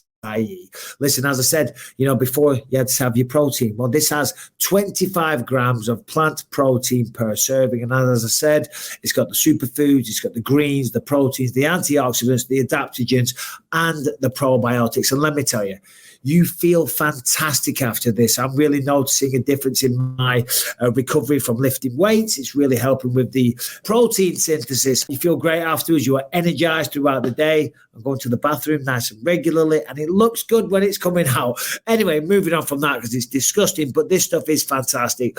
Get it all in one. Get all the goodness and all the vitamins, minerals, proteins that your body needs in one little scoop of Kachava, and you can get 10% off for a limited time. So right now, go to kachava.com, Kachava, kachava.com/believe. You will get 10% off your first order. Kachava.com/believe. I tell you what, Anthony, I got on the scale this morning, 231 pounds. I am on the diet of all diets. By Thursday, when you're going to see me, you'll be all sucked up again. Oh, bro, I'm on it. I did 15 minutes in the ice bath this morning after my workout. I'm on a hardcore health mission. See, I'm excited about this ice bath thing. I got this ice bath coming that we're putting in the house, but I'm a little bit nervous. So you're going to have to give me some tips and tricks, but I'll talk you through. We got this foster dog. So we're like part of this group or whatever. Anyways, we're fostering this dog, and my other 2 older dogs, they're already extremely overweight because the kids think it's fun to they feed them all day long. It's all they do is eat. And so they're French bulldogs, and they're both like, one's 38 pounds, one's like 40 pounds. They're way overweight. So we got this foster. Bastards. Yeah, they're fat little bastards. So we got this foster puppy that's also a French bulldog, and it's like a year-old puppy. And every time, like one of my dogs, like the older one, the puppy will go to eat. So he'll get all like protective of the food. And so he'll just walk to the food and smash the whole bowl. So he's been doing that for like a month now. And we've been trying to keep him away from the bowl or whatever. So I went to weigh them today because I was like, we got to figure out how much weight these idiots have put on. So I'm holding on to this big ass French bulldog, and I step on the scale and I look at it. Like, all right. And then I set the dog down, and then I stepped on it myself so I could tell the difference in the number. Yeah. And I was like, oh, fuck. What did he say? Like 230. I was like, oh no. You fight at 205 though. You're okay. Yeah, I got to get back on the bike. I got to get this. I thought I was getting a little bit soft around my midsection, but I was like, damn, I'm just enjoying myself here. It happens. Yeah, whatever. Let me ask you this. You mentioned the dogs there for a second. Obviously, we only have little Harry now, and I'll throw him a little snack here and there. And Rebecca gets on my case. She does. She's like, well, look, don't give him shit next time he's begging at the dinner table and all the rest of it. He doesn't need snacks. He's a dog. He needs routine. He needs to know where he stands and all the rest of it. I'm like, yes, I know. I agree with everything you say, but I'm not eating this last piece of bacon. Do you know what I mean? Yeah. Just make his day. He's our little pet dog. He's not a working dog. He's a fucking multi-poo. Do you know what I mean? Mine hang out around the baby and her high chair, and I've seen her like just real slick. She'll kind of look around at us, and then she'll just dump it off the side. And so like I was always like, why the dogs just follow? No, because like sometimes we eat in like the main kitchen, dining room, and then there's like another area that we kind of eat if we can watch football on the TV or whatever. So I'll just pull her around with me and eat next to her. I'm like, why do these dogs follow her around? And then my wife was like, you just watch her. And she'll have she'll have like a piece of macaroni and cheese, and she'll just like look around, see if anybody's looking, and she'll just start dumping it off the side. How old and is the she? dogs, 2. Oh, yeah. So she's figured, and I was like, no wonder the dogs follow her everywhere she goes. It's like one for her, one for the dogs. It's hilarious. I think I told you we got 2 budgies or parakeets just recently. Well, we got. Oh, you got 2? We got a second one. We got a second one. And what about the cage? Did you guys get the fancy cage? Yeah, no, it's not a fancy cage, but it's got more toys than bloody I have. Let's be honest. She's spending a fortune on stuff, but the dog is so jealous, and the little shit has now started pissing on the curtains in the house. It's like he's trying to mark his territory, that this is my place. There's a little fucker every morning. Rebecca goes down and makes the morning coffee, brings it up to bed for him. She's like, he pissed again. Yeah, little bastard. Don't get me wrong. The new puppy. The house isn't smelling. Yeah. Well, the new puppy is from, he's a rescue from a puppy mill. And like, they're like notorious for a lot of because those dogs we had to teach him like what grass was and not to shit on the concrete on the patio in the backyard. Like he had never eaten food out of a bowl before. Like all these things we had to teach him because he'd lived for a year inside of just a small kennel. But puppies from puppy mills apparently mark really bad. So he's been, it's so fucking stupid. He's got a little diaper on. So we got him fixed, which I think is going to help a little bit. So he wears, it's not even a diaper. Like it doesn't cover like his butt. It just covers his little pecker. And so it's like a waistband that just covers it. So if he goes to try to mark in the house and lift his leg, nothing would come out. It just catches it in this little diaper. It is the dumbest shit I've ever seen. Yeah. Yeah. Big bad Anthony Lionheart walking diaper ass dog. Trying to chase this stupid 20-pound dog around to put this. He's a cute diaper. He's a lot of fun, but I got to get this little thing around his waist so he's not pissing in my house. Yeah, dogs, they're amazing companions. Like, I'm not allowed to get like a real dog, a quote unquote real dog, because Lucas is almost 14. I think a young boy we should have a real dog. Yeah, like Rebecca will not allow it. Oh, there it is. That's exactly what it is. Yeah. Oh, God. Yeah. Nice work. I'm so hardcore walking him down the street well, I take it off when I take him outside, but that's people hilarious. think I'm real Rebecca, tough. we're just talking about Harry pissing everywhere. And we just, because he's jealous of the budgies.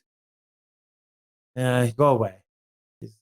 Whatever. Harrington, we're going to get into the Kamaru Usman, the Hamza, and we've got a bunch of other news for you as well. Got a few things happening. Israel Adesanya's decided to take a break for a little while, etc., etc. But Harrington, give us a non-MMA story, please. What have you got? All right. Well, speaking of big news for athletes, Cristiano Ronaldo, one of the most famous soccer players in the world, he is not welcome in the country of Iran right now. He made the mistake when he met a very old painter who was wheelchair bound. He bent over, he gave her a hug and a kiss on the cheek. Well, it turns out in Iran, the punishment for kissing an unmarried woman is 99 lashes. Like, so I have the video right here, but it turns out that story, not true. Iran's embassy in Spain is denying it. Everybody but American media is saying it, like Daily Mail, a bunch of other like British news sites are talking about how Iran is denying it. But like TMZ is like, Cristiano Ronaldo can't go to Iran. Oh, right. So you mean the mainstream media is full of shit once again? Hey, man, I didn't say it. It is. No, of course it is. This is totally. Harrington, do your homework, but Anthony, go on. This is totally. It's a joke, no, you guys stay for a second. Oh, no, I want them to stay. I like it when we have to force them. Did we talk about the John Jones thing? I don't think I've been on here since. No. Which one? Since goddamn, the jiu-jitsu guy that was Gordon Ryan. Gordon Ryan. Did you guys see what Gordon Ryan said about John Jones? This was absolute bullshit. So Gordon Ryan goes on. Are you talking about when he said that he was going to retire? No. This Gordon Ryan goes on with Luke Thomas, right? On the Morning Combat, and goes on and on about how don't promote other shows. I know, my bad. Anyways, he goes on and he says that John Jones is the best in the world. but he's not the best boxer. He's not the best wrestler. He's not the best jiu-jitsu guy. Then if you take each one of those individual skill sets and take them away and make him only do those things, he's not the best in the world or the greatest at those things. But when he puts it together, he the way that his fight IQ is and his athleticism, he puts it together in the best out of anyone ever. In the whole world, media included, write him these wonderful headlines and then quote what he says, and he gets heralded for his analysis.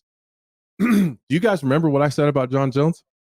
Oh my God! This was the whole setup to just say, yes, I'm right. Well, this was the mainstream media thing, because the media writes all these headlines about how Anthony Smith says, like, if you Google Anthony Smith on John Jones and then Gordon Ryan on John Jones, the headlines are drastically different. Mine say John Jones isn't that good.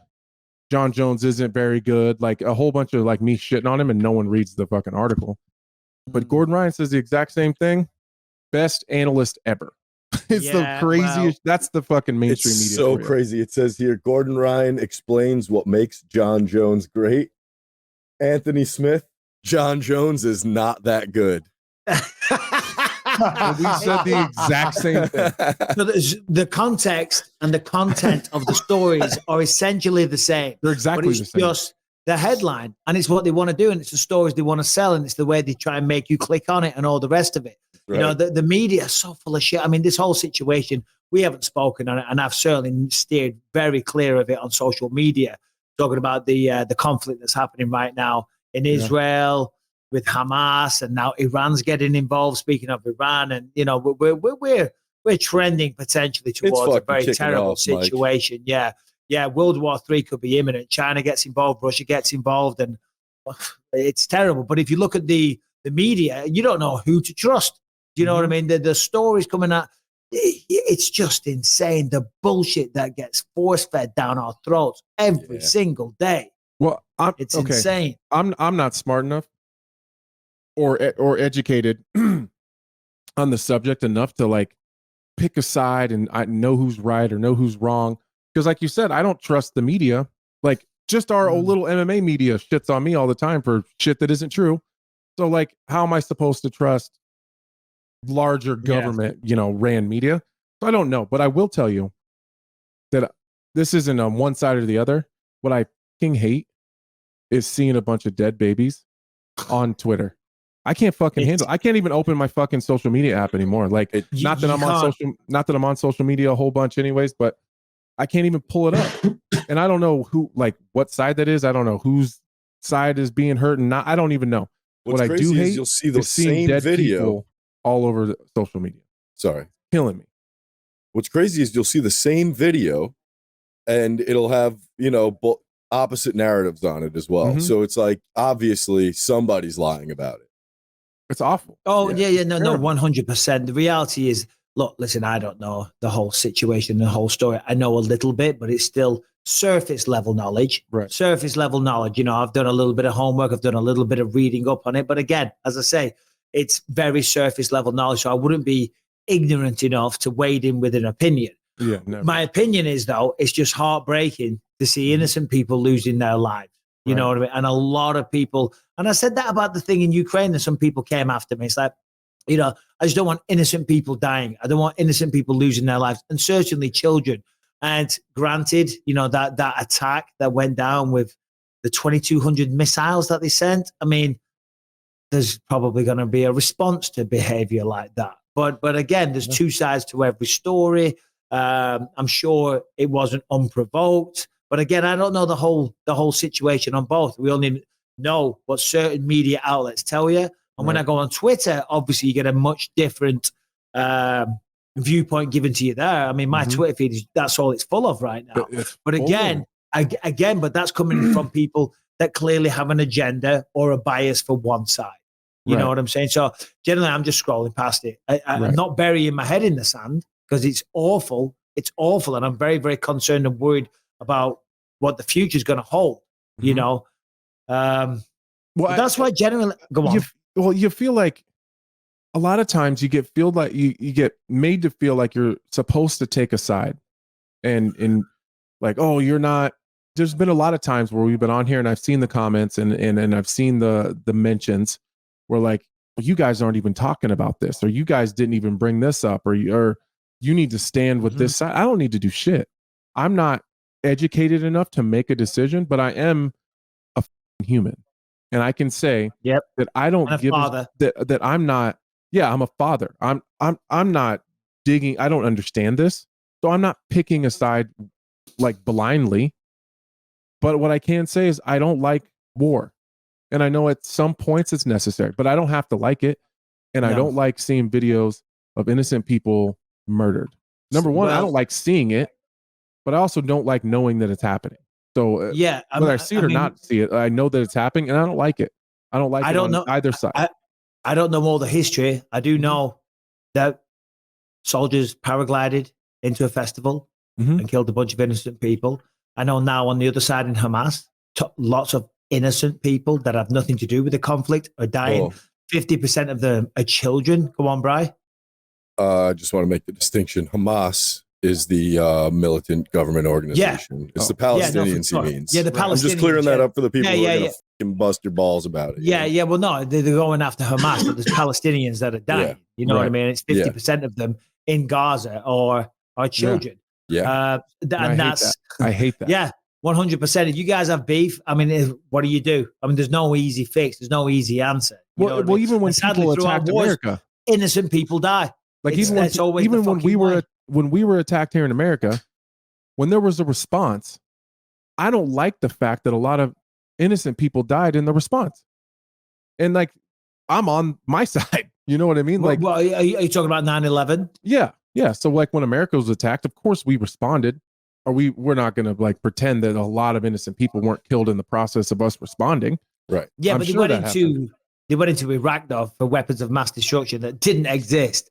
Right. A million people died. That's what I mean though. Like I'm on the right side of it, I guess, in my mind, on picking sides. And I still don't like that on the other side that there's innocent people that died. So it's not like I'm over here trying to pick a side that's right or wrong. I just don't like that.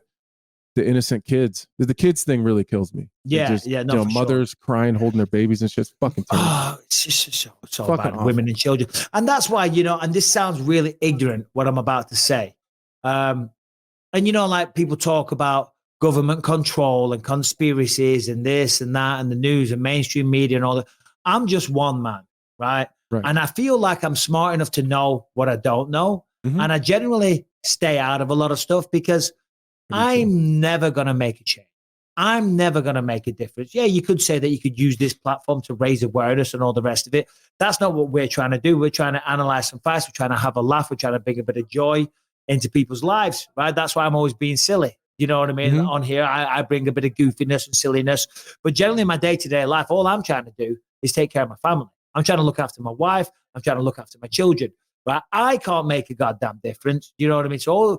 And I'm not talking about the war over there right now. I'm talking about everything, all this stuff, all this bullshit that people get upset about and start fucking swinging and talking shit for and getting on the high horses and ranting and raving. It's like, hey, I ain't going to make a difference. All I care about is my family and my extended loved ones, being a good person and trying to just treat people with respect. I don't always do that. Sometimes I make mistakes. Sometimes I lose my shit and tell Harrington to go fuck himself. I don't do that, but there's no point getting bent out of shape here and now. I mean, yeah, I am talking about the war stuff. Fucking hell, it's atrocious. It's disgusting. But all the other stuff, you know what I mean? Like the media try and stirs everyone up and gets everyone all upset about all the political issues that are going on right now. I just try and ignore most of it if I can, because what's the point of me getting worked up over it for? I can't make any changes. I can't even fucking vote in this country. Well, I think we do a pretty good job. And I know that sometimes people get upset that like there's big topics and big things that happen, whether it's in the sport or a lot of times it's outside of the sport.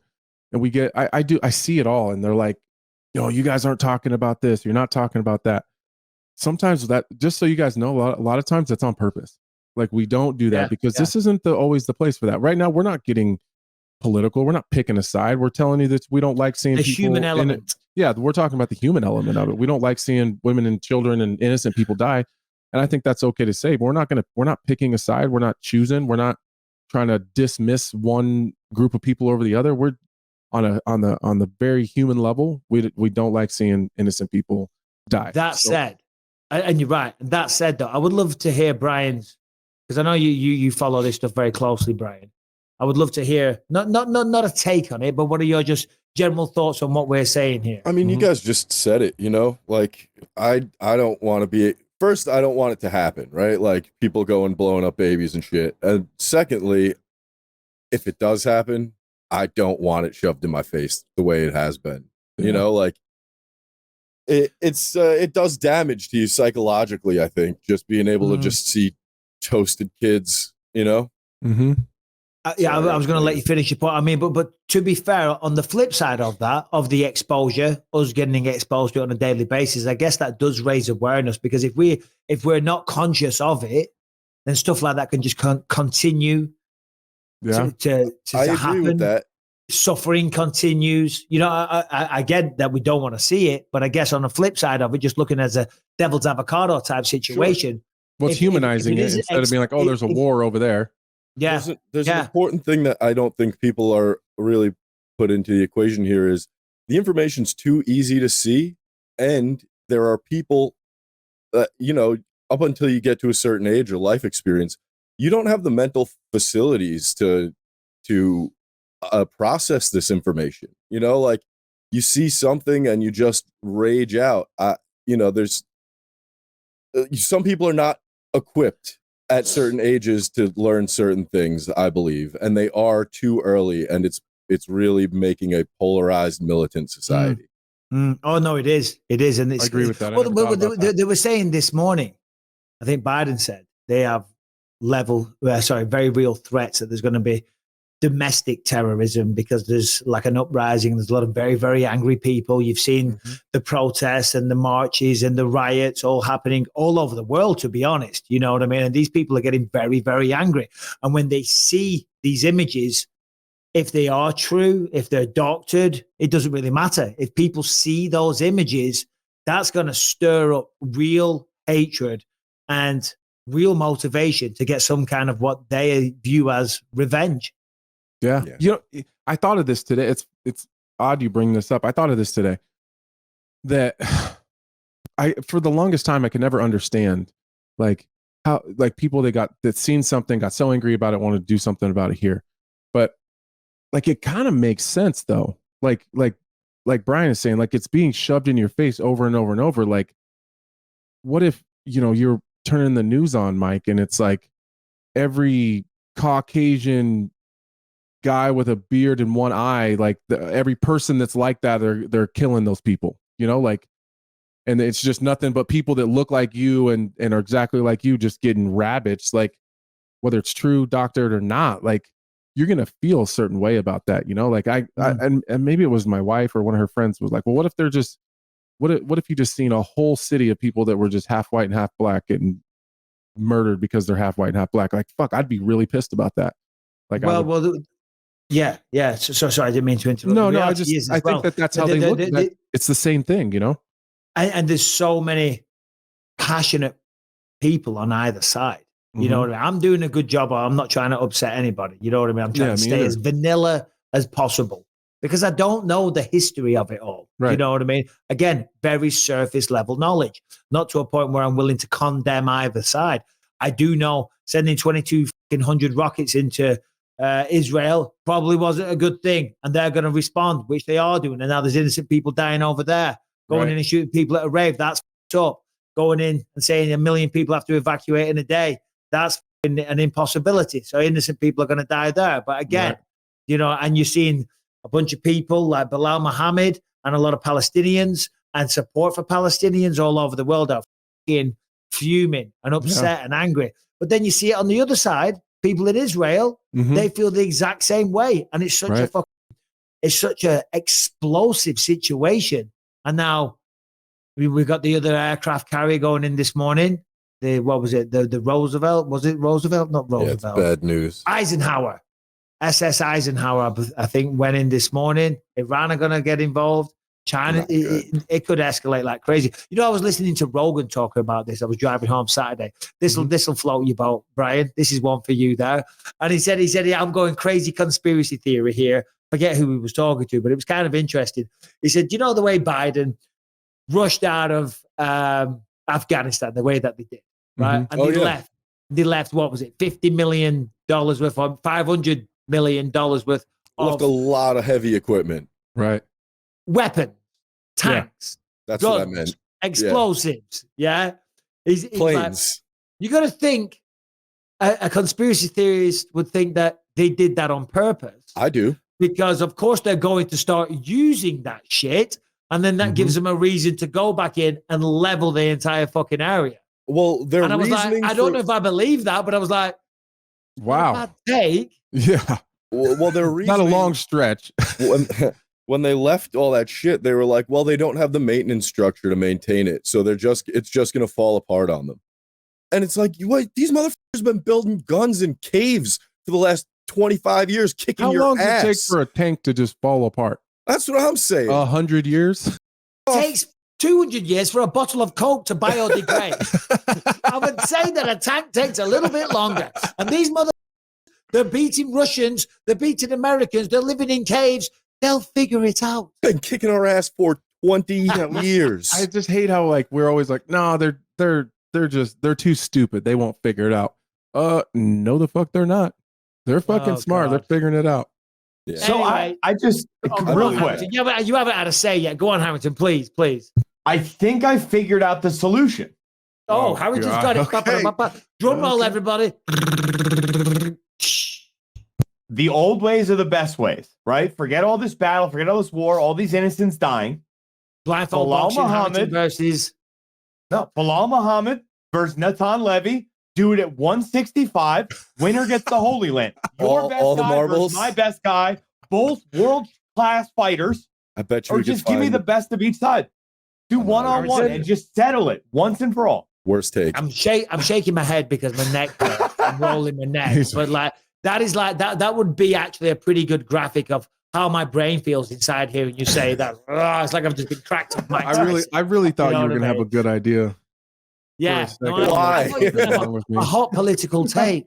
You know what I mean? Just like throwing stories about Ronaldo getting lashed in Iran, even though it's BS. Herringbone. Flemington. Clickbait. Come on. Sorry. You're good, brother. You're good.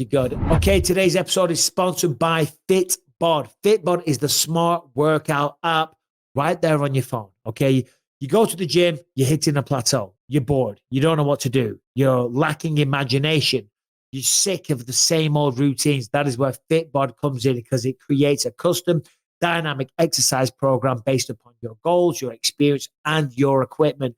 In the park or the garage, in the gym, it will give you a workout. It will take you through it. It will give you 1,400 high definition videos so you can learn the exercises properly and make sure that you don't get injured. Their algorithm uses data and analytics to scientifically build your best next workout, and you can maximize results. You can see your muscle usage, recovery, achievements, all right there in the app. You are in control with workouts designed just for you, so you get exactly what you need. This is a tremendous app, honestly. There's no reason why you shouldn't have this on your phone, because we have a tremendous offer for you. But I'm telling you, if you take your fitness seriously and you want to work out and you're getting a little bored, give Fitbod a try. And the great thing is that for less than the cost of one session with a personal trainer, you can get a full year of personalized workouts with Fitbod. And you're never going to deal with a personal trainer that's lecturing you, getting on your nerves, and just like trying to be better than you, looking down the nose at you. We know what personal trainers can be like. Fitbod, there's no arrogance, there's no ego, okay? Fit exercise into your schedule, because the best time of the day to work out is whenever you are free. Now, get 25% off your subscription, or you can try the app out for free. Told you, great deal. No reason why you shouldn't try this. Next time you go to the gym or on your way, download the app for free when you sign up now at fitbod.me/believe. That is 25% off your subscription, or you can try it for free at fitbod.me/believe. All right, anyway, back to what we do know about and we can give opinions on. without upsetting people, unless we predict against them. Kamaru Usman stepping up on 10 days' notice as well. We talked about this on the last show, but again, haven't had your take yet. Kamaru did have a quote. Hold on, let me find it. The quote from Kamaru, just to give it a little bit of further depth and context from last week's show. Taking the fight on short notice, he said, the crazy thing is I hate being put in this position because this was supposed to be the fight. He's a great, very, very good prospect, contender. He was in my weight class. And that fight naturally was what was supposed to happen. And I said, all right, let's do it. In fact, I'll do the Dean Thomas Kamaru Usman impression. I've been ready for it. But of course, some things from inside are not about to make the weight. And also from the UFC side, they have their plans. And so the fight didn't come together. He's very skilled. He's strong. He's big. He's fast. He can wrestle. He can grapple. He can strike. He has everything. So do I. At the end of the day, we're all human beings. Everybody feels invincible until somebody comes in and pokes that balloon. How much money do you think it cost to get Volkanovski and Kamaru Usman to take a fight on 10 days' notice? Well, a lot. Yeah, a lot. They're getting paid a lot of dough. The cherry on the cake, though, for Usman, he wins. He gets to fight huge. Strickland. Yeah. He's already beaten Strickland. No, he beat him by decision, 30-26. I thought he knocked him out. Oh, no, that was... Santiago Eliseo Zaleski dos Santos. Is that who it was? Eliseo Zaleski dos Santos. Yeah, that's what I said. Dos Santos. And either way, he already beat him. He already beat him. Yeah. Thoughts on the fight? I think it's a better fight than Paulo Costa for the, I said earlier, I don't know. I think Costa needs to get in there and get another streak going before I think he's really trusted, if I'm being honest. Of course he's dangerous, but I think that Usman has more tools. I think that he's obviously a capable striker. He's a wrestler. He doesn't offensively.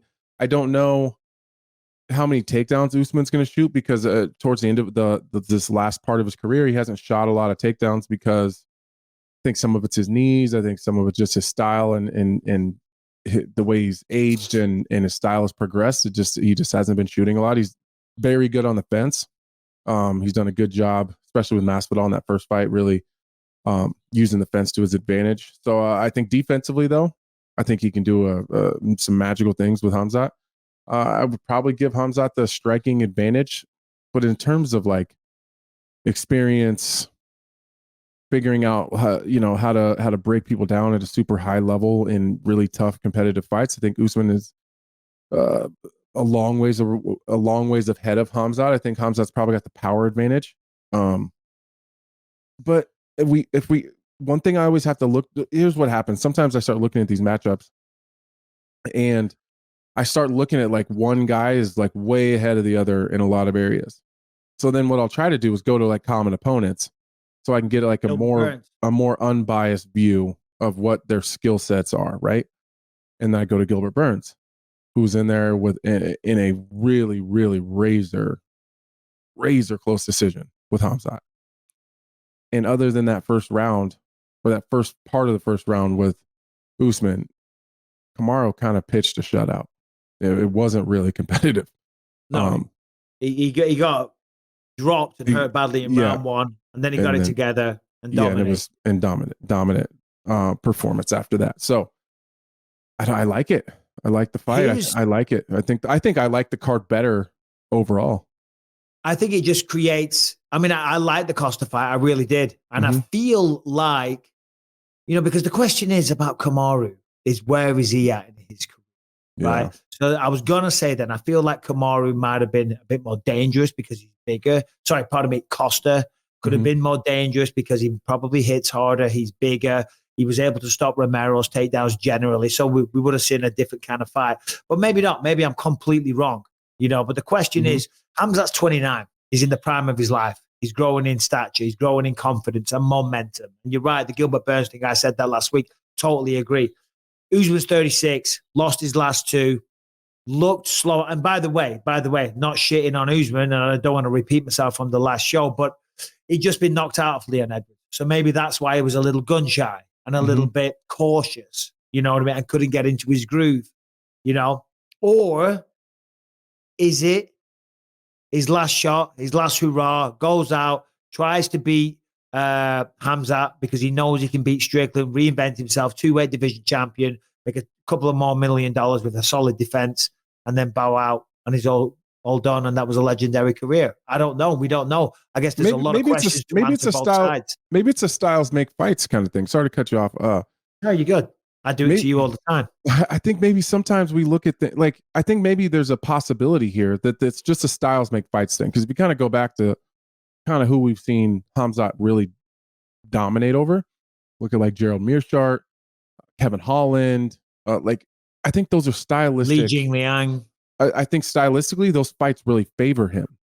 Like even in like Kevin Holland he's a smaller guy, he's really skinny, he's not as zero wrestling, at least at that point. I think it's gotten better, but at that point it was almost zero. So Gerald Meerschaert, kind of just a grappler, is not known as being a really heavy-handed striker. So there, Hamzat just kind of walked him down through something real big and got him out of there early. But then he gets in there with a guy like Gilbert Burns, a little more well-rounded, a little more dangerous in a bunch of different areas. And I think he looked a little more human. Obviously, I think he looked great. I thought it was a great fight, but he looked a little more human. And then you look at Kamaru, like he's been fighting nothing but the best since he won the title. So, he already took out a guy like Gilbert Burns pretty quickly. And Leon Edwards, I think maybe we look at the Leon Edwards fight like, oh no, he's lost 2 in a row. Like Leon Edwards might have always been the best guy in the world. Leon Edwards could be on the precipice of going on a really long, legendary run. Exactly. That's how good he looked last time out. I think his Kamaru. next fight is his toughest fight. Yeah, you're saying it's if he can get past Colby Covington, he might cruise through 6 or 7. Who is there to beat him stylistically? Because on the feet, I don't think too many can. Do you know what I mean? So Leon Edwards could hold on to that belt and go on a George St. Pierre, an Anderson Silva type Everyone's going to say Bilal, but we've seen that. He smoked him. He smoked and Bilal. It was a no contest because of the eye poke, but it wasn't close up to that point. And I love Bilal. I'm not trying to shit on him. I don't think he would disagree. I'm just going off of that specific performance. It wasn't that close. So when you look at, I'm just looking at Kamaru. I mean, you go through the list of names: Colby, Masvidal, Gilbert Burns, Masvidal, Colby, Tyron, RDA, Maya, Emil Weber, Meek. These are all top of the food chain guys. No, they are. I mean, that last run there. Yeah, but they're at the end for sure. Yeah, Tyron, Colby, Masvidal, Gilbert, Masvidal, Colby. A couple of repeats there, but still, they were big fan favorite fights. Yeah, well, Colby's still at the top of the food chain. He's beat Colby twice, and he's still getting a title shot. But this for Kamaru, though, is such a massive opportunity. Number one, to take the O of Hamzat, right? To be the first guy to beat him. Yeah. That'll go down because Hamzat's going to probably be a champion at some point, right? Whether it's this year, next year, the year after. More than likely, I can see a path for that. And then he can come back, and if he beats him, then he fights Strickland for the belt, okay? And he's probably in his mind thinking, I can beat this guy. I did it once before. I can do it again. Strickland hasn't fought a wrestler like Kamaru since the last time he fought Kamaru. Yeah, there's a couple of Imavovs and stuff in there, but not hardcore wrestlers like Kamaru can be if he chooses to be. So what I'm saying is the motivation factor, even though it's only 10 days, and just like we say about Volkanovski, and like I said about myself, he can just go out there. I mean, and it's 3 rounds, remember. It's been years since he's had a 5-round fight. Right. And when we said before about Sadiq Yusuff, learning about the strategy and how to pace yourself in 5-round fights, that's a real factor. So we might see Kamaru Usman go out there and fight like a fucking bullet out of a gun because he's only got 3 rounds and he doesn't have to pace himself. And he knows he can do 3 rounds. You know what I'm saying? Right. So we Kamaru might see out the of best shape. Kamaru Usman. I think Kamaru out of shape could do 3 rounds, no problem. Because he's so used to being in 5-round, you'll suck it up. It won't be pleasurable, but you can suck it up. Yeah, it'll suck. It'll suck, but being tired and fighting like you're tired are different. I think he'll be tired, but I don't think it'll change how he fights. All right, Harrington, give us the quote just to change gears. We're going to give you predictions and all that type of stuff on Thursday, so we don't want to bang that drum too much. Harrington, Israel Adesanya said that he's taking a break Can you give me the quote? Please, said your name about 30 seconds ago. I could have jumped on soon. I was slowing it down. You know what I mean, Anthony? I don't know if he hasn't figured out this button. Can you give him 99 verbal lashes that the lashes that Cristiano Ronaldo would have gotten physically? Can you give them to Harrington? Oh, the made up story that he lied about? Oh. Yeah, but no, just taking his time, taking his sweet time. Like if I was to give you a verbal lash, I don't know what I'd say. I don't want to get told. I don't want to be called out for being mean to Harrington. It's called banter. We're giving him screen time. We're bringing him into part of the show. We're having fun. People still don't get it. They're fucking morons. If you're in the comment section right now saying, you need to lay off Harrington, well, you need to go fuck yourself. Okay? Because that's the show. That's the dynamic. That's like why he's still here. Yeah. I still appreciate it every time, guys. You know who else is going to be taking his sweet time? Sadly. Stop. Don't. I still appreciate it every time. Now you're trying to get him to feel sorry for you. You know what I mean? Never. I've never asked for don't get your Eeyore thing going. Yeah. Come on, man. Jesus and the lamb. Don't forget the lamb. Don't forget the lamb. Okay. Okay. So the reason I was taking so much time is because the subject of this next story is going to be taking quite some time. Israel Adesanya said he's not going to be getting in the octagon for a while. He said, I never make excuses. I gave him props, but now I'm going to take time to look after myself, and I'm not going to fight for a long time. I know me. I'm not leaving for that. I know me. But if I did, I'm fine. I don't need to prove anything else. But I know what I can do, and I know what I can change in my lifestyle to make my body adapt to where I need it to be. Yeah, and that makes sense. Look, listen, he had a long championship run. The run of fights, the frequency of the fights was very high. And for some reason, there's some reason, Strickland's done a real good job of turning people off, Izzy. You know what I mean? Because you're defending Izzy again. I'm not defending him at all. You're looking at the facts. He was very busy. He earned a tremendous amount of money. That comes, though, with a lot of pressure on your shoulders. Going to take a little bit of time out. I thought that he rushed back too soon against the Pereira. He pulled it off. And then he went relatively quick into Strickland. Strickland beating fair and square. Nothing to do with that. But it is kind of a factor that you can't ignore when you look at the schedule. We know how mentally draining training camps can be. Going to take 14 months off. He should do that. Yeah. Go and enjoy the spoils of your riches. Right? Of which there is a lot. Go get fat, sit on a beach, and just don't think about fighting. But you don't have to. Don't pay attention to your division. Don't see who's next, who's ranked here, who's ranked there. Just enjoy yourself a little bit. John Jones came out and said something, Harrington. I forget what it was. It was something like, he said when he took 3 years away from the sport, it was the best time of his life or the best thing he could have done or something like that. It made him come back with that hunger and that thirst to compete. The reality is, we don't know. He's lost 2 out of his last 3. There could be a potential that the bubble might have burst to a certain degree. Do you know what I'm saying? It's possible. I mean, that's... What are we saying? It's possible, for sure. And I think that the fact that Izzy was able to accomplish what he was able to accomplish with his skill set and his fight style, I think he deserves a lot of praise for that. He went in there with not a lot of grappling and just really focused on his jiu-jitsu or his wrestling defense and his get-ups. And he made what he did best work on everybody. So I mean, but it's father time is a thing.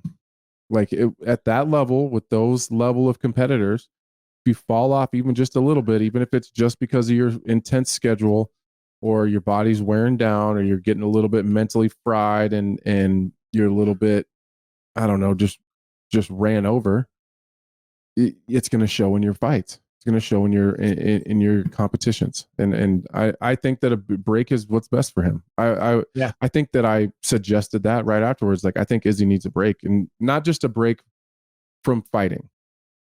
Like, just stay out of the gym, go, like, just find some shit that you enjoy doing away from all this. Like, you got to have balance. I talk about that all the time with young guys. You got to have a balance where you got to have something away from this that you enjoy doing. Like, I have no problem at all setting all of this down and just taking off for a little bit and doing my own thing that has nothing to do with this. I don't know that Izzy does or not, but if he doesn't, I would suggest that like find something that you enjoy doing that has nothing to do with fighting. Yeah. And listen, a break is very, very good mentally and physically. But, the reality is, though, there's a lot of there's new blood in the division. There's Khamzat Chimaev if he beats Usman. That's going to be a problem for Strickland. Going to be a problem for Izzy. Going to be a problem for everybody. Right. There's Bo Nickel. I think it's going to be a problem. In fact, he's complaining, saying that because he wanted the Khamzat fight, and he said, the UFC obviously protecting their boy. I get it. I like it. Respect, Bo. It's just that you're not quite there yet. You're not there. I think a lot of people will be pissed off if you have 2 or 3 wins and jump in, to a number 1 contender matchup. So I think that's the reality there. But still, he has potential. There's a lot of great middleweights coming through. You know what I'm saying? So regardless of whether or not he comes back and becomes the champion again, the career that he had is legendary, and he'll be in the Hall of Fame for sure. 100%. And no matter what, he's going to come back. He's going to be paid handsomely. He's going to be at the top of the marquee every single time. His face and name are going to be all over billboards. He's still got some good things to happen ahead of him, no matter what. Yeah. We have been going for 1 hour, 45 minutes. So I think at this point, we'll do a couple of questions. We got some good stuff that we didn't get to that we're going to talk about on Thursday. We will both be here on Thursday. In-depth analysis, predictions. Love that. Questions. Send your questions in. We like the question. And if you have a question, you can send it into bympod@gmail.com. And if you're listening on iTunes, Spotify, wherever you find podcasts, make sure you subscribe. Leave us a 5-star rating, positive review. It really helps us out on those platforms. If you're watching on YouTube, make sure that you're subscribed to the channel. You hit that notification bell to find out whenever a new episode drops. And if you want to catch over 400 episodes you can't find anywhere else, completely ad-free and totally uncensored, head to gasdigital.com. Use the promo code DYM for a 7-day free trial. Check over 20 great shows. Work. That's abrupt. All right. On the net. So we got first question here from Kevin from Texas. What's up, Believe You Me podcast? Kevin Doyle here, calling from the Dallas, Texas area. All right, my question. So I am a recovering drug addict, 6 years clean, crackhead, homeless, you name it, I did it. Just kidding. Now I have a big boy job. I'm a professional. I'm in sales. I'm on the phone with VPs, CEOs of some Fortune 500 companies at times. And little do they know, I used to be a crackhead. So my question is, have you guys ever been on the phone, been in situations with people where you kind of just laugh if they knew your background? That's it. Peace. First of all, I think I speak on behalf of both of us. Congratulations on that, because to be in that kind of a rut, suffering with the level of addiction of being a crack addict and even labeling yourself as a crack addict, you know what I mean? That must have been a desperate situation. And now you've turned it all around and you're doing fantastic things. Yeah, certainly I found myself in situations where I have a little bit of imposter syndrome, where I think, Jesus Christ, the guy I used to be to where I am now, I feel it all the time. But the great thing about life, and you should do it on multiple stages in life, you reinvent yourself. I've gone through various versions of myself. I was the young thug scrapper when I was a kid. Then I became this wannabe DJ for a while. Then I became the fighter. Now I'm the commentator, doing a little bit of acting, podcast. You're a work in progress, and yeah, when you were younger, you were a crack addict. And it's amazing that you can now come on here and say that you've moved past that, and yeah, I mean, that's very powerful stuff. So congratulations. And I commend you for that. It's incredible. Yeah. I mean, absolutely. Congratulations. That's and admitting it in front of a lot of people is a big deal. But I, like Mike, I get imposter syndrome all the time. Sometimes I'll find myself in these meetings or in these, even like, well, oddly enough, like email chains, where like it's, me and whoever else, and we're in this group, and I'm just like, Jesus, what am I doing in this meeting? It's like, there's a lot of times where I don't want to send, or I don't want to go to it. I'll try to like send one of my people, like you just go to that. I don't want to do that. But I always end up having to go, but Yeah, sometimes there's a lot of situations where I feel like I'm in situations I don't belong in, for sure. So, like, obviously, with the platform that we have, you're in the UFC, and things come to you. You get these opportunities, right? And you're going to take these opportunities, and you find yourself in weird and wonderful places. But I invested in a business once, and talking about imposter syndrome, I invested in this business that shall remain nameless because I don't want a lawsuit on my hands. But I got totally fucked over completely. But I worked very, very hard on trying to build it. And it did some big things, and they certainly made a lot of money, but none of it, not a single penny came my way, not a single penny. And I would find myself and another athlete that was involved, and he also got ripped off as well. And we found ourselves going to these investor meetings, and we were at like the top of these gigantic skyscrapers, right? Like proper, legit skyscrapers, right? In New York and in Toronto. And on the highest floor, and like a meeting table, probably about 50 foot long. Do you know what I mean? Yeah. And we're going in there to pitch for investment. You know what I mean? And like all the lawyers come in, there'll be like 30 people sitting around, and like we'd get the thing on, and we had the pitch, and I always had my little part every time. You know what I mean? That I would say, and the other athlete would say his bit, and all the rest of it. And to speak about imposter syndrome, I used to feel so self-conscious. I think I left school at 16. Yeah, they are all here looking down their nose at me right now, thinking, what the fuck are these lot doing here? Do you know what I mean? And it was very, very intimidating. And it actually, a lot of people did invest, but it turned out to be, well, it wasn't bullshit, but the guys scammed all of us. And it kind of went away. Yeah. You get your money back? No, did a hell. Go. And I thought we were all friends as well. Just goes to show, doesn't it? You know what I mean? I thought we were all friends. Thought we were friends. There's a lot of liars out there, a lot of scumbags. But still, well done once again. Yeah, congratulations. Brian. All right, so the next question we have is from Brad. How's it going, BYM crew? This is Brad from Ohio. Got a couple of quick questions for you guys today. Just a little bit ago, Brian Shaw announced that he is going to be competing in MMA. Brian Shaw is 4 times world's strongest man and the 2023 strongest man on earth.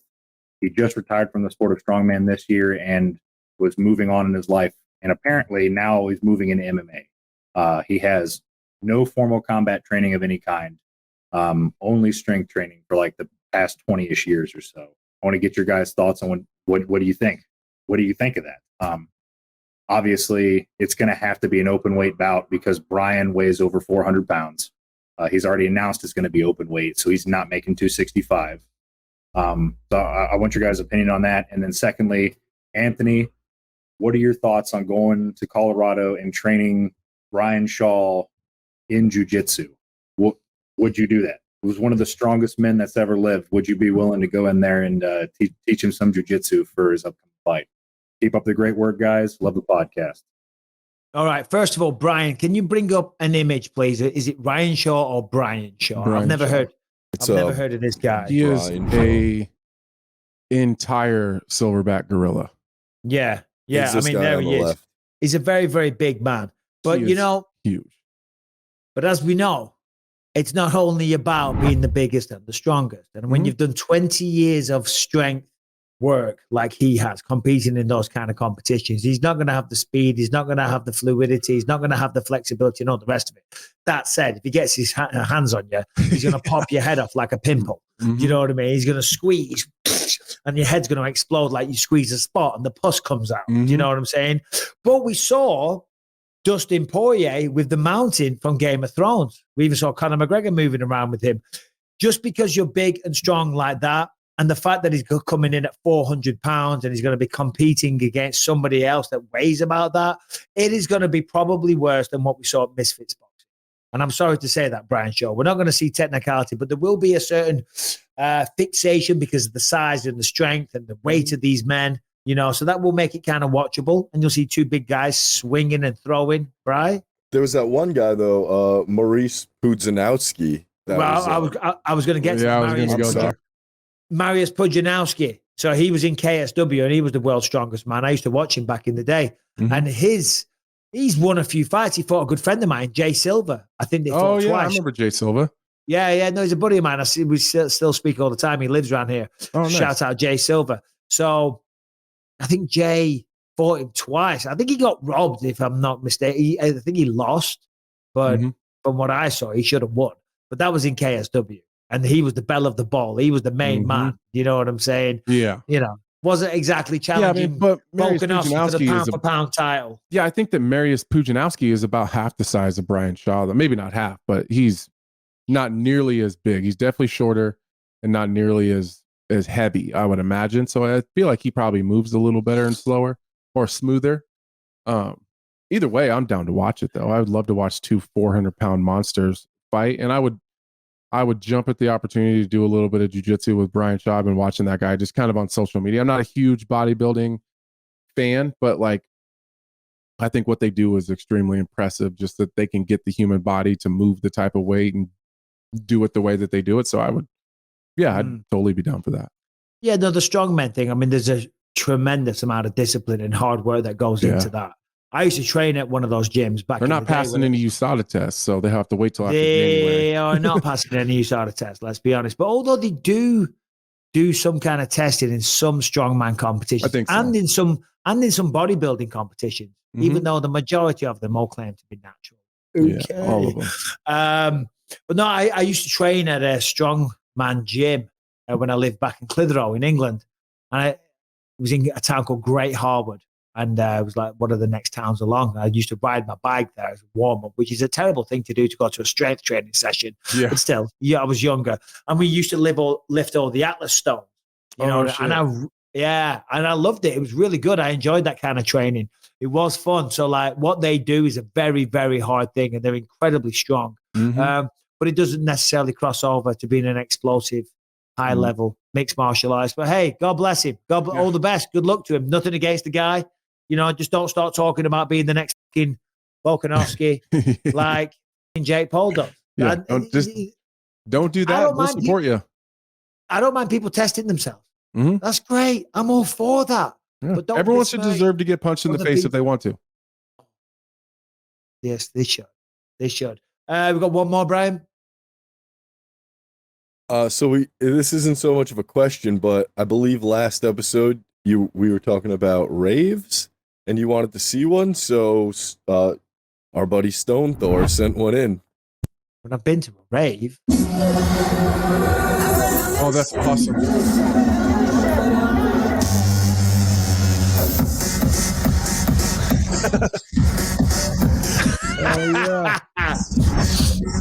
Oh man, we should go we gotta go to a rave. I've never been. Oh, dude, I back in my raving days, used to have some good fun. Didn't look like that, though. It was a lot of grungy, shitty, sweaty nightclubs. You know what I mean? Did not look like that. It was nowhere near as glamorous, if you could call that glamorous. I might be DJ back in England because I'm going back over at Christmas. So I think I'm going to do a little DJ set. And I've got Tales from the Octagon. We're going to get you on the next one, Anthony. We're doing some more next year. We're going to get you on the next one. But on Saturday the 16th, and by the way, if you want a ticket, go to my ticket. London and Manchester, the 14th and the 16th of December. On the 16th of December, that's UFC 296. Oh, yeah. And I had no idea. So if you're an MMA fan, it's going to be a wonderful night. Come see myself, Paul Craig, Tom Aspinall. We're going to have a laugh. We're going to get you primed. We're going to get you ready. Then we're going to I'm thinking about putting on an after party that I might DJ at. Oh, that'd be sweet. Yeah. Get the decks on. You know what I mean? And then we'll get the fights on. That'd be perfect. Leon Edwards defend against Colby Covington, because by then it'll be like 3 a.m. Is that what time it comes on? Yeah, the fights will start around midnight, something like that. Main event will probably start. Oh, you can get people good and fucked up, and then watch the card. I know that's the only problem, though, isn't it? You know what I mean? Yeah, everyone will be like 1 a.m. People are like, and there'll be phones everywhere. You know what I mean? Yeah. And then, because I said this to Rebecca the other day, she goes, "Yeah, but Michael, you got to think about this and tell me what you think, because you're right." She's right. You do the show, which is exhausting mentally for me because I don't do that type of stuff. Then there's a meet and greet. She's like, what? Then you're going to go DJ at a nightclub afterwards, and then you're circulating with everyone. Then you're going to do a watch party. She said, because you're just going to have to be on the whole time. Right. You know, like when you do an appearance, Anthony, it's exhausting, isn't it? It is. Because you have to be turned on, because you have to be what they want you to be when they come. Like, and that's not saying that we're being something that we're not. but we have to turn, like, whoever we already are, we have to turn that up a little bit. Well, you can't be tired. Yeah, you can't be tired. You can't be like, oh, Hi, hey, mate. hey, man, how are you? Nice to meet you. Cool. Like, you got to be on. You have to be turned on, and in a normal, not a sexual way, because then that makes meet and greets weird. Hi there. Oh, Hi, we're doing it after parties, and I will be on. I'll be on fire all night long. Shit face, good and proper. Let's go. I'm joking. I'm not shit face. Okay, well, if you want, Mike, just fly me in. That's the only reason I did it. I said it to the. And I'll do the second part. I said it to the promoter, and they went, "Oh, it's all about flights and hotels and shit." Whereas Tom just lives down the street. But myticket.co.uk, guys, don't forget. We'll be back on Thursday with another show, breaking down, predicting UFC 2. Make sure you tune in. Thank you, Anthony. Always a pleasure. Good to have you back. And you guys, take care.